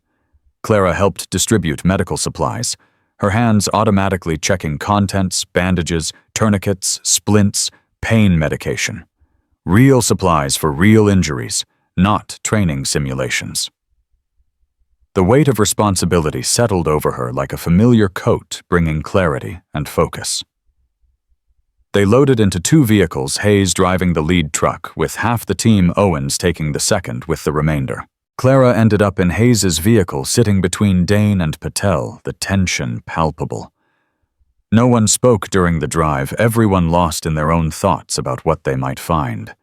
The road to Range Complex 12 was rough, a logging trail that wound through dense Georgia forest. Hayes drove fast, but controlled the truck, bouncing over ruts and rocks, trees pressing close on both sides. 20 minutes in, he slowed, scanning the roadside. There, Owens radioed from the second vehicle. Skid marks, broken vegetation. That's where they went off. Both trucks stopped. The team dismounted, moving to the edge of the embankment. It was steep, maybe 40 feet down at a severe angle, thick with brush and fallen logs. At the bottom, barely visible through the vegetation, was an overturned truck, its undercarriage exposed. Can't see anyone from here, Cole said, pulling out binoculars. But I can see movement near the cab, at least one person conscious. Hayes made decisions rapidly. Owens, you and Martinez set up a belay system with the rope. We'll send people down in pairs to assess the situation and begin triage. Cole, you coordinate communications with incoming search and rescue. Make sure they know exactly where we are and what we find. He turned to the recruits. This is where your training matters. Stay calm, follow instructions, and remember your medical protocols. Understood? A chorus of, "Yes, sir," answered him. Reed Rodriguez, you're going down first with me. Dane, you'll follow with Owens once we've assessed the situation. Clara felt everything snap into sharp focus, the way it always did when situations turned critical. Training and experience merged into a state of heightened awareness, where time seemed to slow, and every detail became significant. She checked her equipment one final time, secured her medical pack, and approached the belay point. The descent was treacherous. The embankment was loose dirt and vegetation that provided little secure footing, requiring constant balance adjustments and trust in the rope system. Clara went down smoothly, her movements efficient, reaching the bottom in less than a minute. Hayes followed, then Rodriguez, all three moving immediately toward the overturned truck. Up close, the damage was extensive. The truck had rolled at least twice its roof, crushed windows, shattered contents scattered across the impact site. Clara's trained eye took in the scene in seconds, vehicle resting on its roof, driver's side, partially crushed passenger side, more intact. 2 people visible inside the cab and person lying on the ground nearby. 2 casualties in the vehicle, 1 outside, she called out, moving toward the person on the ground. Outside casualty is conscious female, approximately 30 years old. The woman was lying awkwardly, her leg bent wrong, blood on her face from a gash across her forehead. Her eyes tracked Clara's approach, pain and fear evident. "Help, please, my crew!" Her voice was weak, thready. Clara knelt beside her hands, already assessing injuries with practiced efficiency. "I'm Clara. I'm trained in combat medicine. Can you tell me your name?" Sarah Mitchell. "I'm the director. We were just... The road gave way and we went over..." "Okay, Sarah. I need you to stay still while I check you." Clara's hands moved over Sarah's body, checking for life-threatening injuries first. The leg was definitely broken, compound fracture bone visible through torn fabric. The head wound was bleeding, but superficial. More concerning was the way Sarah was breathing shallow and rapid, possible internal injuries. "Rodriguez, I need a neck brace and a splint over here," Clara called out. To Sarah, her voice stayed calm and reassuring. "You're going to be okay. We've got medical help coming. Can you tell me if you can feel your toes?" I think so. It hurts. Everything hurts." "That's actually good. Pain means nerves are working." Clara accepted the equipment from Rodriguez, began stabilizing Sarah's neck. "How many people were in the vehicle?" "4 total. Me, 2 cameramen, and our guide. The guide was driving. I think he's—" Sarah's eyes filled with tears. "I think he's dead. I saw his head when we stopped rolling and there was so much blood." Hayes appeared beside them. Situation: compound fracture left leg, possible internal injuries. Head laceration, neck stabilized as precaution. Clara reported, her voice steady and professional. She says 4 total personnel, including herself. Driver may be deceased. Hayes nodded grimly, moved toward the vehicle. Clara finished stabilizing Sarah, marking her with triage tape yellow for serious but stable, then stood to help with the vehicle casualties. The scene inside the crushed cab was worse. The driver was clearly dead, his injuries incompatible with life, his body pinned by the collapsed roof structure.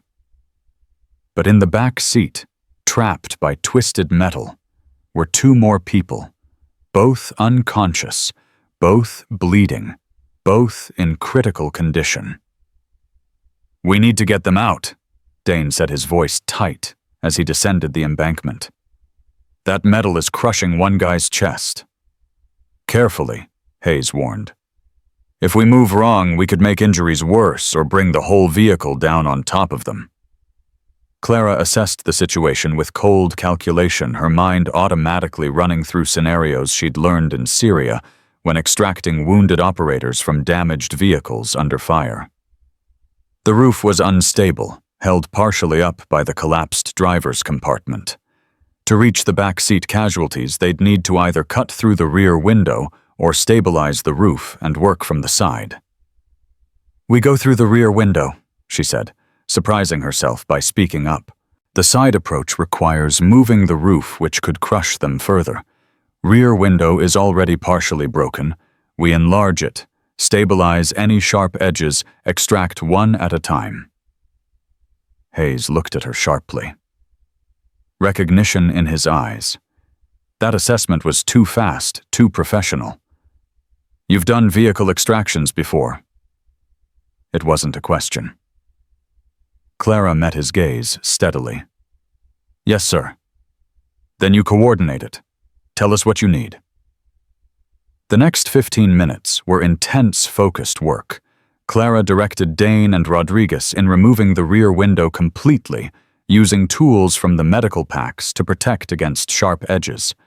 She crawled partially into the vehicle herself, assessing the 2 casualties, both cameramen, one with a severe chest injury, the other with a head wound and possible spinal damage. "We take chest injury first," she decided. "He's deteriorating faster.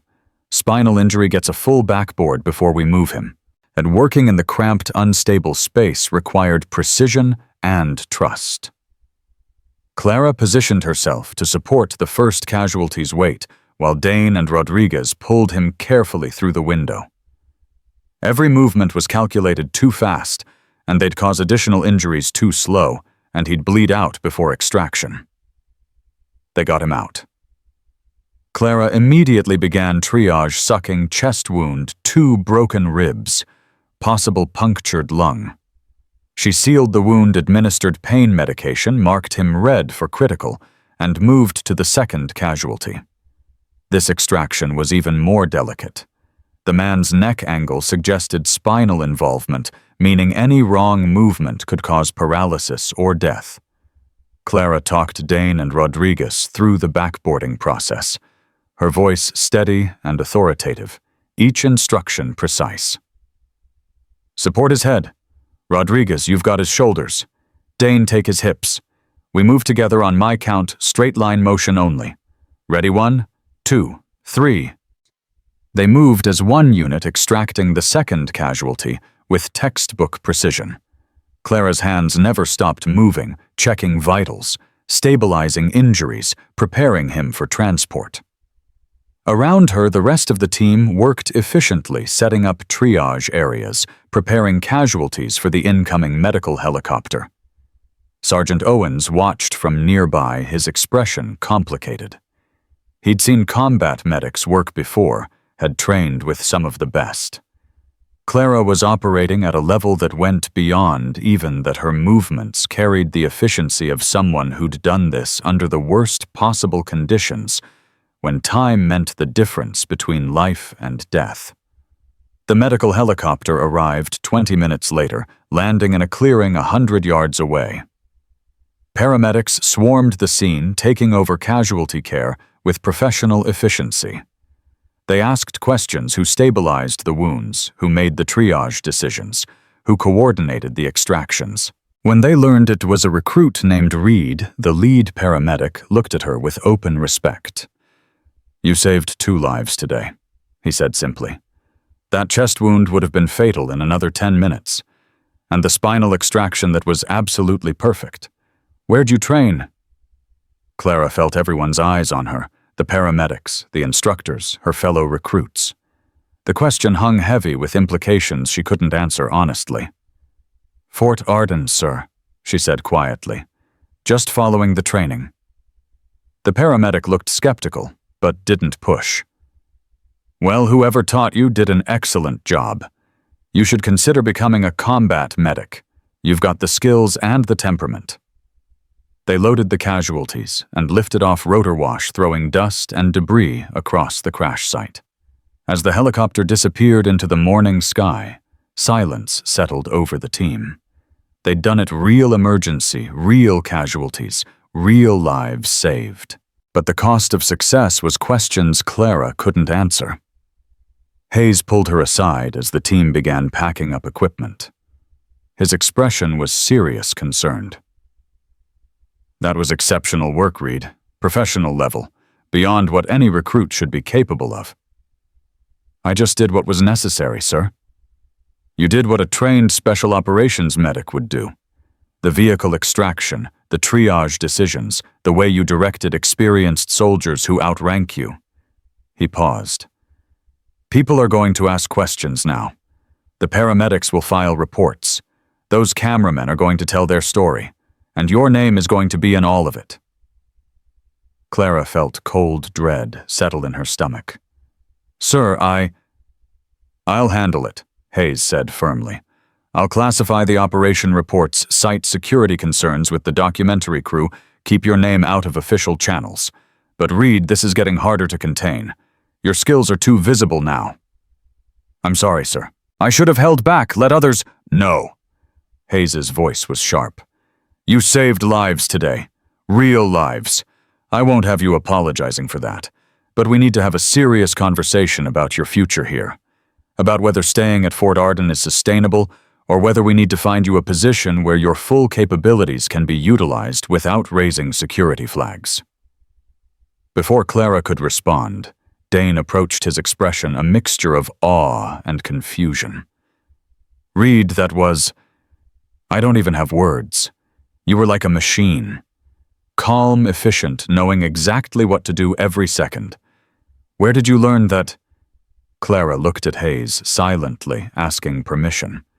He nodded slightly, giving her latitude to share what she could.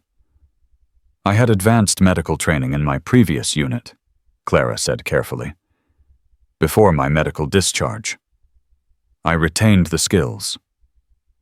"Advanced medical training," Dane repeated slowly. "That's what we're calling it. Reed, you operated at a level I've only seen from Delta Force medics. I served with some of those guys in Iraq. You moved exactly like they did." He paused, understanding dawning. "Your previous unit. The one with the classified discharge. What unit was it?" The question hung in the air, dangerous and pressing. Clara felt the weight of 7 names on her back.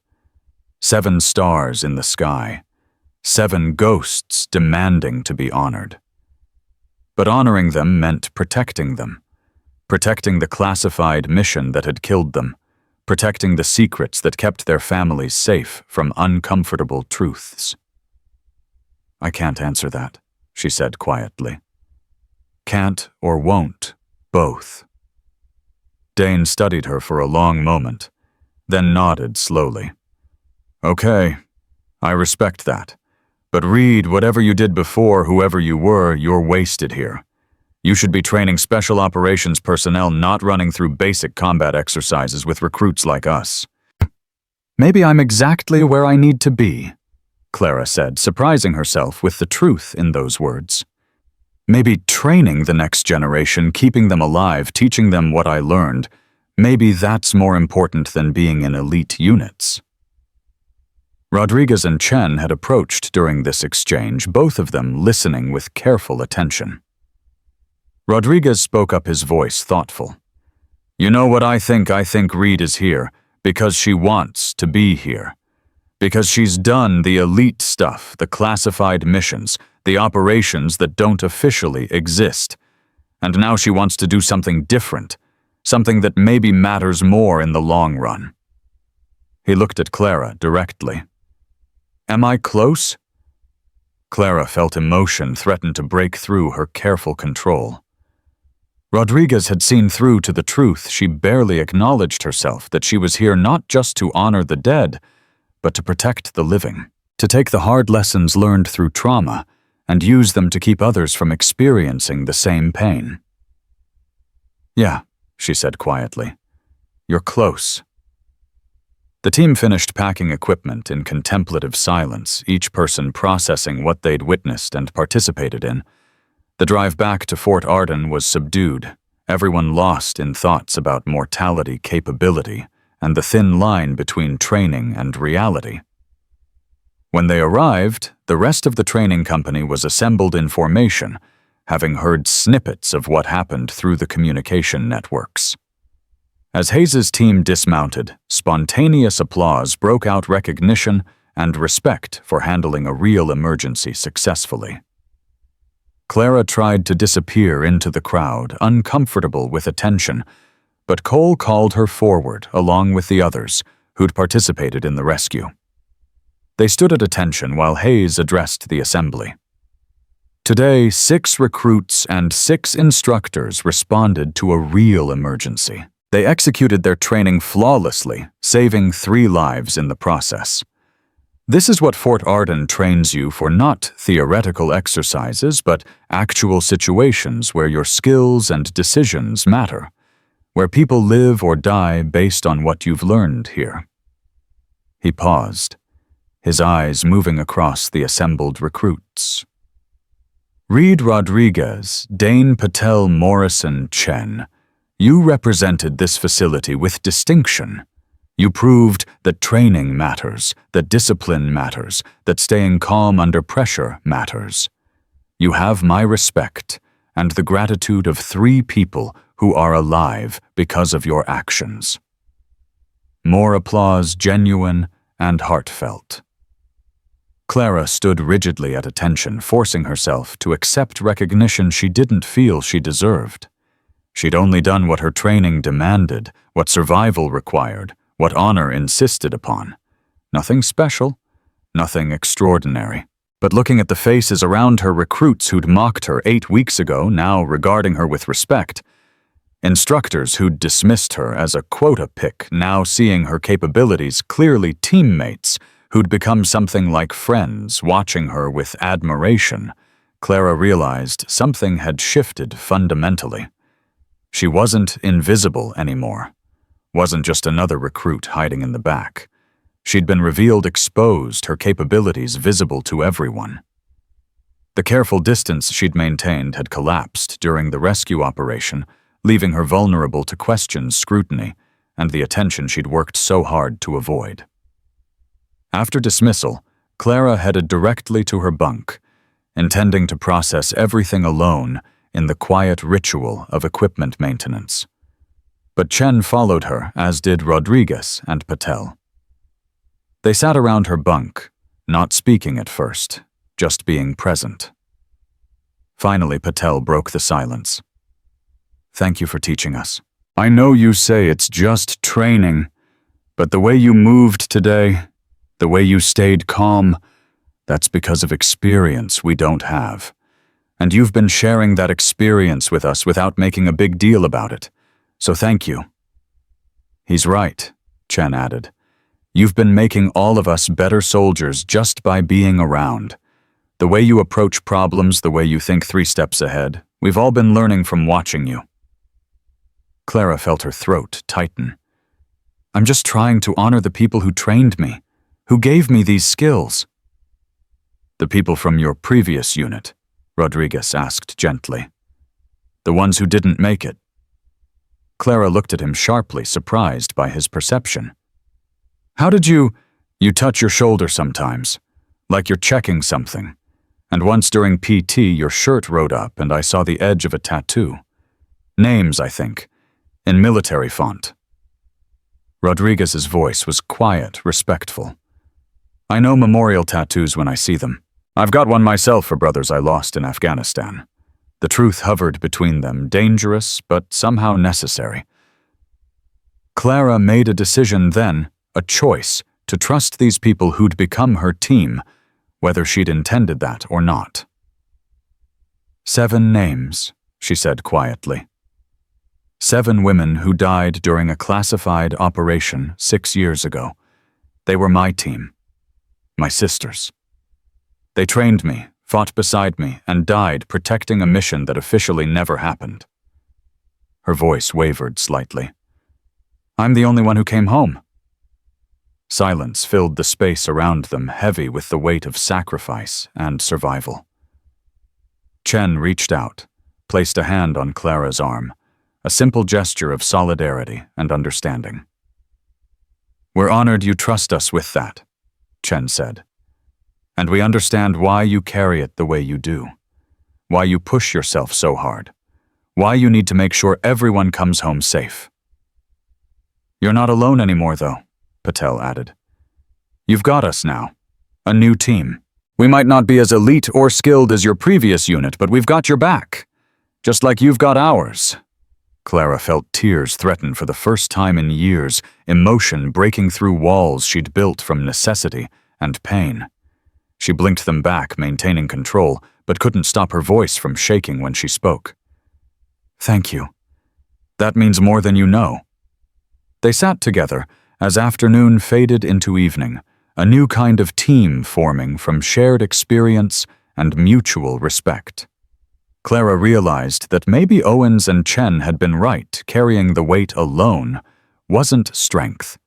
It was just another form of survival. Real strength meant trusting others enough to share the burden, building new connections while honoring old losses. Night fell over Fort Arden, stars emerging one by one in the darkening sky. Clara counted them silently, 7 bright points that watched over her, always reminding her of duty, honor, and sacrifice that could never be repaid, but must always be remembered. Tomorrow would bring new challenges. The rescue operation had made her too visible, raised too many questions. Hayes would need to make decisions about her future. Washington might get involved. The careful cover she'd built might collapse entirely. But tonight, surrounded by teammates who knew at least part of her truth, Clara Reed allowed herself something she hadn't felt in 6 years. Hope. Hope, Clara discovered over the next 3 weeks, was both a gift and a complication that changed everything about how she moved through the world. The rescue operation's aftermath rippled through Fort Arden in ways she hadn't anticipated. The documentary crew survived, all 3 of them, eventually recovered, and their gratitude manifested in letters, phone calls, and a formal commendation request that Hayes had to quietly suppress for security reasons. The paramedics filed reports praising the rescue team's professionalism, with specific mention of Recruit Reed's exceptional medical skills and leadership under pressure. Word spread through military channels the way it always did, carried by instructors who knew instructors at other facilities, by soldiers who had friends in different units, by the invisible network that connected people who understood what it meant to save lives under impossible conditions. Clara tried to maintain her low profile, but it was like trying to be invisible while standing in a spotlight. Recruits who'd ignored her now sought her advice. Instructors who'd dismissed her now watched her training runs with analytical interest. Even soldiers from other companies found reasons to observe when her team ran exercises, wanting to see the recruit who'd coordinated a vehicle extraction like a seasoned combat medic. The attention should have terrified her, should have triggered all her carefully cultivated instincts for self-preservation and anonymity. Instead, it did something unexpected. It gave her purpose beyond survival, beyond honoring the dead, beyond the endless loop of guilt and determination that had defined her existence since Syria. Hayes called her to his office on day 73 of the training cycle, 3 weeks before graduation. She entered with the familiar tension of knowing this conversation would determine her future, one way or another. At ease, read. Sit. Hayes looked tired, like he'd been having difficult conversations with people far above his rank. We need to talk about what happens when you graduate. Clara sat her hands folded carefully in her lap, waiting. Washington has been made aware of your situation here. Not by me, by the documentary crew's producer who did some research and started asking uncomfortable questions about why a recruit with your capabilities was at a basic training facility. Hayes rubbed his temples. I managed to redirect most of the inquiry, but it flagged your file again. The same people who buried you 6 years ago are now very interested in why you're back in the system. Are they pulling me out? Clara's voice was steady, despite the dread settling in her stomach. They wanted to reassign you to a classified unit, put you back in the field where your skills could be properly utilized. Hayes leaned forward. I told them no. Clara blinked, surprised. Sir, I told them that Reed's skills are being properly utilized exactly where she is. That training the next generation of soldiers is as critical as field operations. That taking someone who's already given everything and asking them to give more is how we break good people permanently. He paused. I also told them that if they tried to force the issue, I'd resign my commission and go public with questions about how Phantom 7 survivors are being treated by the military that disavowed them. Clara stared at him, struggling to process what she was hearing. You threatened your career for me. I protected a soldier who's been failed by the system she served. There's a difference. Hayes pulled out a folder, opened it on his desk. Here's what I'm proposing. You graduate in 3 weeks with your training class. Your performance has been exceptional, top scores in every category that matters, demonstrated leadership, proven capability under real-world conditions. Upon graduation, instead of assignment to a standard unit, I'm recommending you for immediate appointment as a combat instructor here at Fort Arden. He slid papers across the desk toward her. Staff Sergeant rank restored based on your classified prior service. Assignment to the Advanced Tactics Division, where you'll train recruits in close quarters, combat emergency medical response, and tactical decision-making. Your identity remains protected. We'll maintain the cover story about your medical discharge and re-enlistment. But you'll finally be in a position where your full capabilities can be used openly to save lives and train soldiers properly. Clara picked up the papers with shaking hands, scanning them quickly. Everything Hayes promised was there, typed in official military language that turned possibility into reality. Staff Sergeant Reed Combat Instructor, Advanced Tactics Division, a position that honored what she'd survived while giving her purpose beyond guilt and memory. Sir, I don't know what to say. Say yes. Say you'll take the position and help me fix the training gaps that get soldiers killed. Say you'll turn your pain into something that protects others. Hayes's voice was intense, passionate.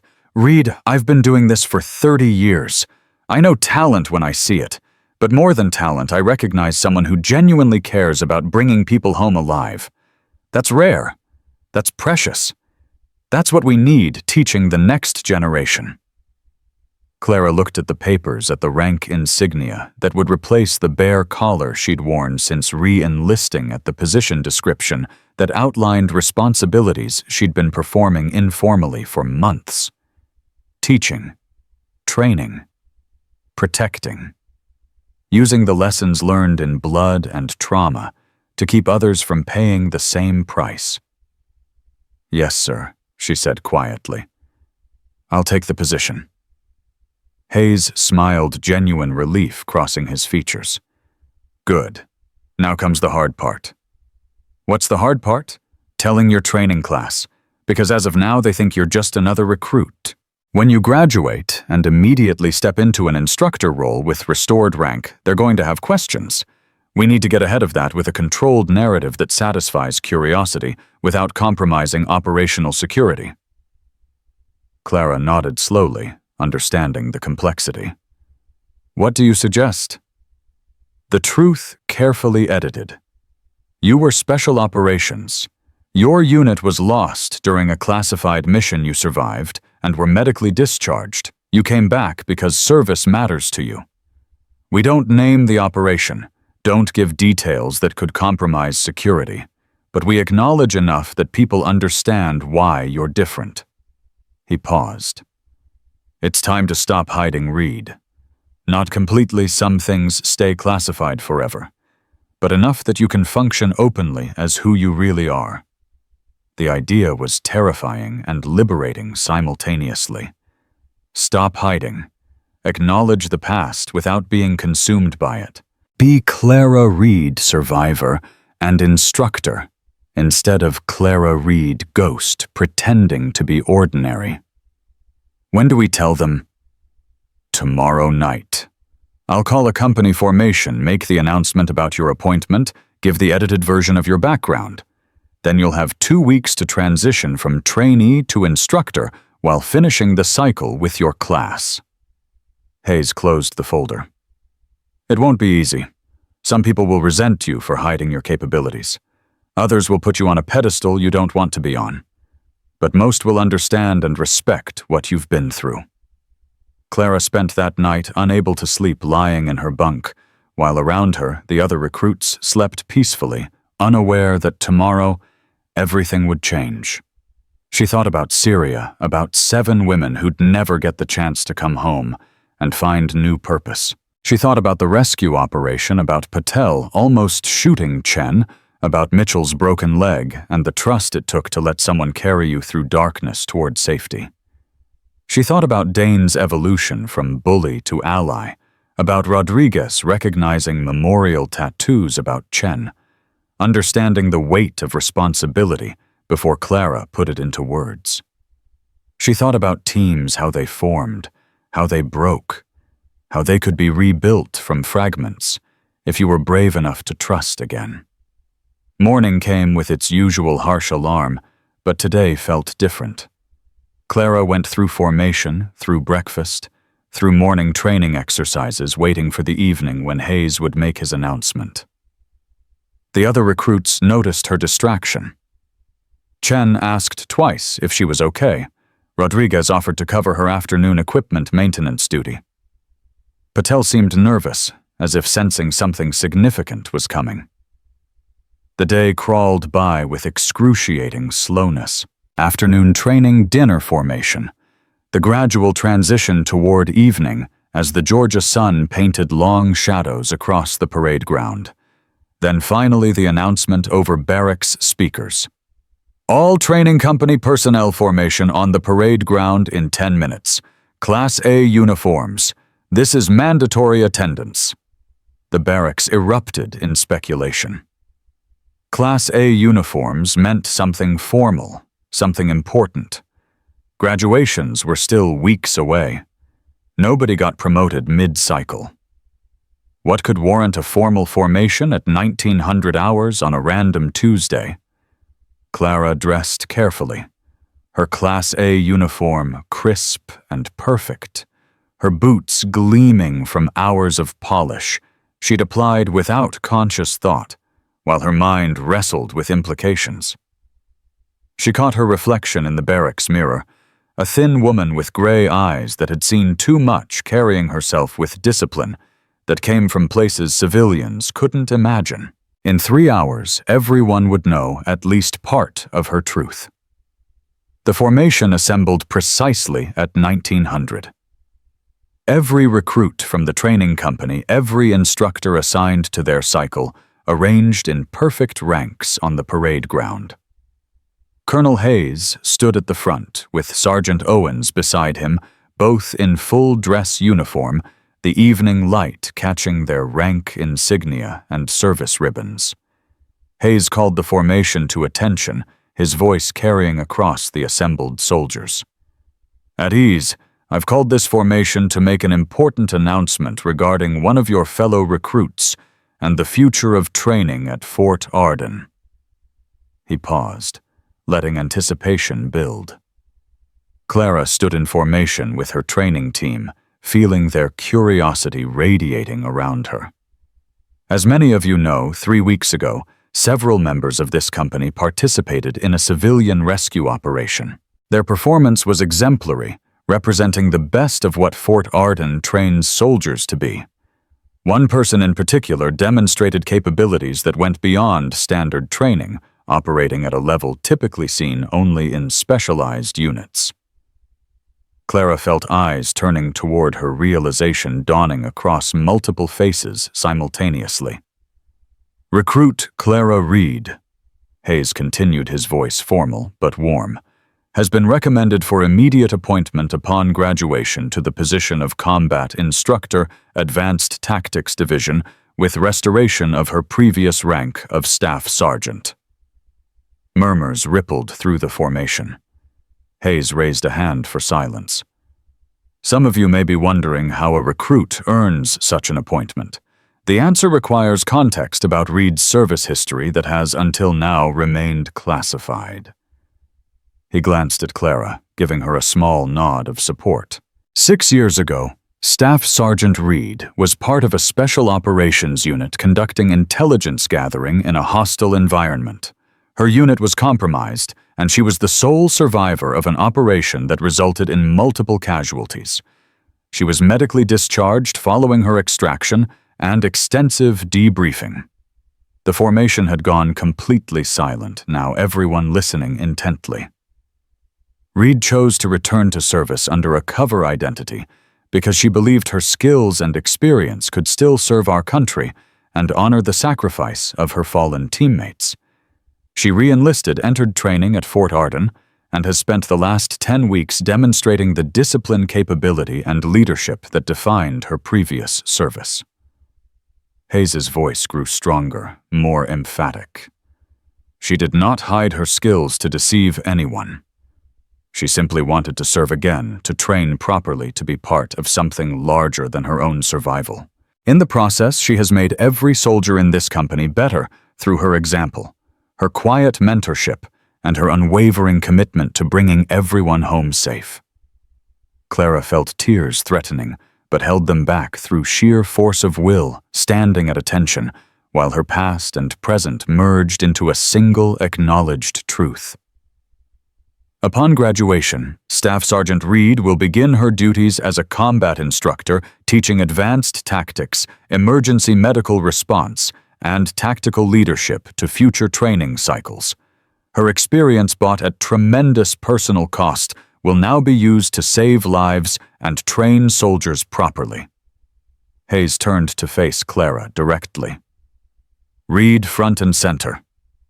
Clara marched forward, her movements automatic, stopping in front of Hayes and saluting sharply. He returned the salute, then produced a small box from his pocket. "By authority granted to me as commander of Fort Arden, and in recognition of your exemplary service both past and present, I hereby restore your rank of Staff Sergeant, effective upon graduation." He opened the box, revealing the 3 chevrons and 2 rockers of a staff sergeant's rank insignia. These belonged to me during my first deployment. I want you to have them. They represent leadership sacrifice and the responsibility to train others properly. Wear them with honor. He pinned the insignia to her collar, the weight of them familiar and foreign simultaneously. Clara struggled to maintain composure, emotion threatening to overwhelm discipline. When Hayes stepped back, he extended his hand. "Welcome back, Staff Sergeant Reed." She took his hand, shook it firmly. "Thank you, sir. For everything." Hayes released her hand, addressed the formation again. "Reed will complete this training cycle with your company graduating alongside you. Then she transitions to instructor status. I expect all of you to treat her with the respect her rank and experience deserve, while also understanding that for the next 2 weeks, she's still your teammate." Dismissed. The formation broke, and immediately Clara was surrounded by her training team. Rodriguez got there first, grinning widely. "Staff Sergeant Special Operations, holy shit, Reed. I knew you were holding back, but I had no idea how much." He shook his head in amazement. "Everything makes sense now. The way you move, the decisions you make, the medical skills during the rescue. You're the real deal." Dane pushed through his expression, complicated but genuine. "I owe you an apology, a real one. I spent weeks treating you like you didn't belong here when the truth is you're operating at a level the rest of us are still aspiring to reach." He extended his hand. "I'm sorry, Staff Sergeant. For all of it." Clara took his hand, saw the sincerity in his eyes. "You're a good soldier, Dane. You were always a good soldier. You just needed to learn that there are different kinds of strength." Chen appeared beside her and surprisingly pulled Clara into a brief hug. "Thank you for trusting us, for letting us be part of your team. It's an honor." Patel was next, his young face full of admiration and understanding. "The people you lost your previous team, this is how you honor them, isn't it? By making sure others don't get lost too." Clara's voice caught. "Yeah, that's exactly how." Morrison, quiet as always, simply nodded respectfully. "Looking forward to training under you, Staff Sergeant. Going to learn a lot." Other recruits approached with congratulations. Questions respect that felt earned rather than obligatory. The barriers that had separated Clara from her peers dissolved, replaced by something stronger, mutual understanding forged through shared experience and acknowledged truth. As the crowd dispersed, Owens approached his weathered face, holding something like pride. "You handled that well, Reed. Staying composed while Hayes laid out your history that took discipline." "It felt strange, sir, having it acknowledged openly after so long hiding it." "I imagine it did, but hiding was keeping you trapped in the past. This," he gestured at the rank insignia on her collar, "this gives you a future, a purpose beyond survival and guilt. That's worth the discomfort of exposure." Clara touched the insignia carefully, feeling the weight of what they represented. "I hope I'm worthy of it." "You've already proven you are, multiple times over." Owens paused. "The women from Phantom 7, the ones whose names you carry, I think they'd be proud of what you're doing. Turning their sacrifice into something that protects others. That's the best memorial anyone could ask for." He walked away, leaving Clara alone on the parade ground as darkness settled over Fort Arden. She looked up at the emerging stars, counting silently. 7 bright points watching as always. "I'm trying," she whispered to them. "I'm trying to make it mean something, to make sure others come home. I hope that's enough." The stars didn't answer, but somehow their silent presence felt like acceptance, like permission to move forward while still carrying memories, The final 2 weeks of training passed in a blur of activity and transition. Clara completed all requirements alongside her class, but now openly shared advanced techniques and tactical insights that before she'd carefully hidden. She taught Chen an extraction method that saved crucial seconds. She showed Rodriguez how to read terrain for ambush indicators. She helped Patel overcome his fear of close-quarters combat by breaking down techniques into manageable components. She even worked with Dane on tactical leadership, refining his aggressive style with calculated risk assessment that made him more effective and his team safer. The difference was profound. Before, she'd been a skilled recruit who occasionally demonstrated exceptional capability. Now she was Staff Sergeant Reed, combat instructor in training, openly preparing for the role she'd been informally filling all along.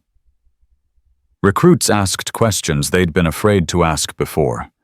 She gave answers she'd been unable to share. Knowledge transferred freely instead of being carefully rationed through demonstration and subtle guidance. Graduation day arrived with the same brilliant Georgia sunshine that had marked her first day at Fort Arden. The training company assembled in dress uniforms, families filling the viewing stands, the weight of accomplishment and transition hanging heavy in the air. Clara stood in formation between Chen and Rodriguez, feeling the significance of this moment in ways the others couldn't fully understand. For most of them, graduation meant moving forward to new assignments, new units, new phases of military service. For Clara, it meant coming full circle from special operations to survival, to anonymity, to emergence. It meant acknowledgement, purpose, and the chance to transform pain into protection for others. Colonel Hayes presided over the ceremony, his speech touching on themes of discipline, sacrifice, and the responsibility soldiers carried to serve something larger than themselves. When he called names for graduation certificates, Clara marched forward with the others, receiving her certificate and the official documentation of her instructor appointment simultaneously. The ceremony concluded with the traditional dismissal and celebration. Families rushed forward to congratulate new graduates. Clara stood alone for a moment, watching the joyful reunions, feeling the absence of family with an old familiar ache. Her parents had stopped understanding her years ago, the classified missions and trauma creating distance that felt insurmountable. Then Rodriguez appeared with his family, introducing her to his mother, his sister, his young nephew, who stared at her rank insignia with wide eyes. Chen brought her partner, who thanked Clara for keeping Chen safe and helping her become the soldier she'd aspired to be. Even Dane introduced his father, a retired Army colonel, who shook Clara's hand with the firm grip of someone who recognized a fellow warrior. "My son tells me you're the reason he's graduating as a better soldier than he arrived," Dane's father said. "Thank you for that, for teaching him humility and excellence both." "He taught himself, sir. I just provided perspective." "That's what good leaders do." The elder Dane smiled. "The Army's lucky to have you as an instructor. You'll save a lot of lives in that position." As the families dispersed toward the celebration area, Sergeant Owens appeared at Clara's elbow. "There's someone who wants to meet you, if you're willing." He led her toward the parking area, where a civilian sedan sat slightly apart from the other vehicles. A woman emerged, as they approached, maybe 50 years old, with dark hair graying at the temples and eyes that held familiar shadows. She wore civilian clothes, but something about her bearing screamed military. "Staff Sergeant Reed," the woman said quietly. "I'm Sarah Martinez. I was the operations coordinator for Phantom 7. Clara's breath caught. Martinez. The name on classified documents, the voice on communications during the mission, one of the few people who knew the complete truth about what happened in Syria. "Ma'am," Clara managed. "I heard you were back in service. Heard you'd survived the transition and found a new purpose."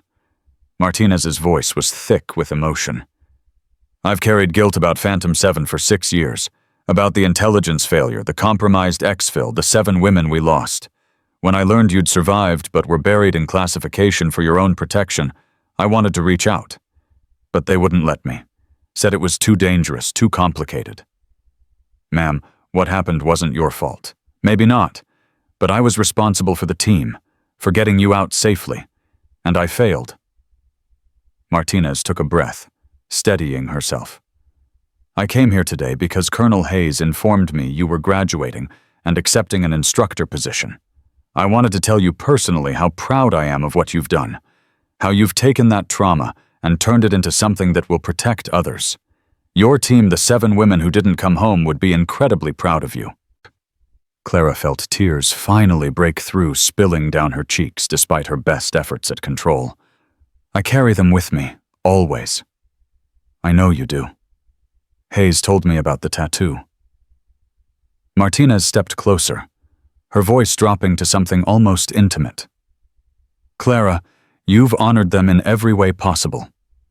But at some point you need to allow yourself to live beyond survival, to find joy, connection, peace. They wouldn't want you to spend your whole life carrying their ghosts. I don't know how to do that, Clara admitted, her voice breaking. They died, and I lived. How do I justify that? How do I move forward when they can't? By doing exactly what you're doing. By taking their sacrifice and using it to save others. By teaching mentoring, protecting the next generation. Martinez reached out, placed a hand on Clara's shoulder, directly over where the tattoo rested beneath her uniform. They live through you. Through the soldiers you'll train, the lives you'll save, the knowledge you'll pass on. That's not betrayal. That's the highest form of honor. They stood in silence for a moment, 2 women connected by tragedy and survival, both carrying pieces of an operation that officially never happened. Then Martinez pulled a small box from her pocket. This belonged to Captain Sarah Chen, your team leader. Before the mission, she gave it to me for safekeeping, asked me to hold it until... Martinez's voice broke. Until everyone came home. Obviously that didn't happen the way she hoped. But you're home now, and I think she'd want you to have it. Clara opened the box with trembling hands. Inside was a simple silver compass worn smooth from use, with an inscription on the back, "True north isn't a direction, it's who you become when everything else is lost. SC." The tears came harder now, grief and gratitude mixing into something too large for words. Captain Chen had been more than her team leader. She'd been a mentor, a friend, someone who'd believed in Clara's potential when she was just a young operator learning what it meant to serve at the highest levels. "Thank you," Clara whispered, "for keeping this, for being here, for caring about what happened to us." "Always," Martinez said simply. "And Clara, if you ever need anything, ever want to talk about that time, or those women or what you're carrying, you call me. You're not alone in remembering them." She pressed a card into Clara's hand contact information with a handwritten note. For the 8th star, the one that survived to shine for all of them. Martinez left, and Clara stood alone in the parking area holding the compass and the card, feeling something shift fundamentally inside her. She wasn't just surviving anymore, wasn't just carrying ghosts and guilt. She was building something new from fragments of the past, a purpose that honored the dead while serving the living, a life that acknowledged trauma while refusing to be defined solely by it. The sun was setting over Fort Arden when Clara finally made her way to the one place she needed to visit before her new role officially began. The memorial wall stood in a quiet corner of the base granite panels, inscribed with names of soldiers who'd died in service. Most names were public deaths acknowledged in official records and honored in traditional ceremonies. But at the very bottom of the newest panel, added quietly 6 years ago, with no ceremony and minimal official acknowledgement, were 7 names. Women who'd served in an operation that didn't officially exist, died in a mission that was never acknowledged, and been buried in classified darkness. Clara stood before those names, compass in hand, feeling the weight of endings and beginnings simultaneously. She traced each name with her finger, whispering them like a prayer. Captain Sarah Chen, Lieutenant Maria Rodriguez, Sergeant First Class Jennifer Hawks, Sergeant Yuki Tanaka, Corporal Diana Washington, Specialist Rachel Goldman, Private First Class Mira Patel. 7 women, 7 stars, 7 ghosts who'd taught her everything about courage, sacrifice, and service that transcended personal survival. "I'm Staff Sergeant now," she told them quietly. "Teaching combat tactics at Fort Arden. Taking everything you taught me and passing it forward to soldiers who need it. Making sure they come home when things go wrong. Making sure your sacrifice keeps meaning something." The evening breeze rustled through nearby trees, carrying the sounds of celebration from the graduation ceremony.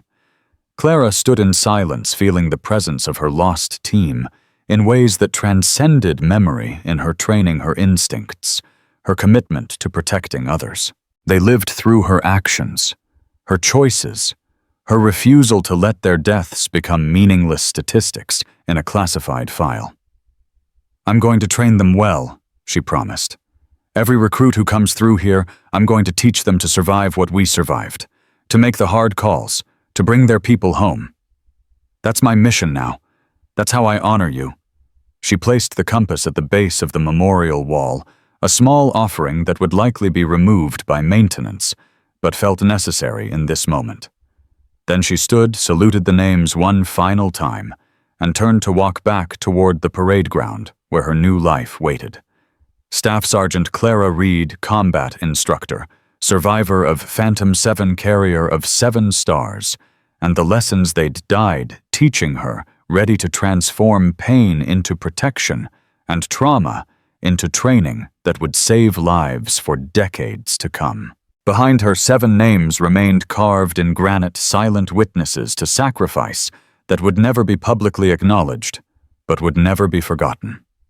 And above, as darkness settled completely over Fort Arden, 7 stars emerged in the clear Georgia sky, burning bright, watching, always honoring the quiet woman who'd survived to serve, who'd endured to teach, who'd transformed her greatest loss into her most profound purpose. She was home. Finally, truly home. Not in a place, but in a mission that made survival meaningful and gave her ghosts the honor they deserved through every soldier she would train, every life she would save, every lesson learned in blood that would now be taught in discipline and dedication instead. The nightmare of Phantom 7 had ended in tragedy, but its legacy would live on through Staff Sergeant Clara Reed, the 8th star, the one that survived, the one that refused to let darkness extinguish light. And that, in the end, was the only memorial her team would have ever wanted.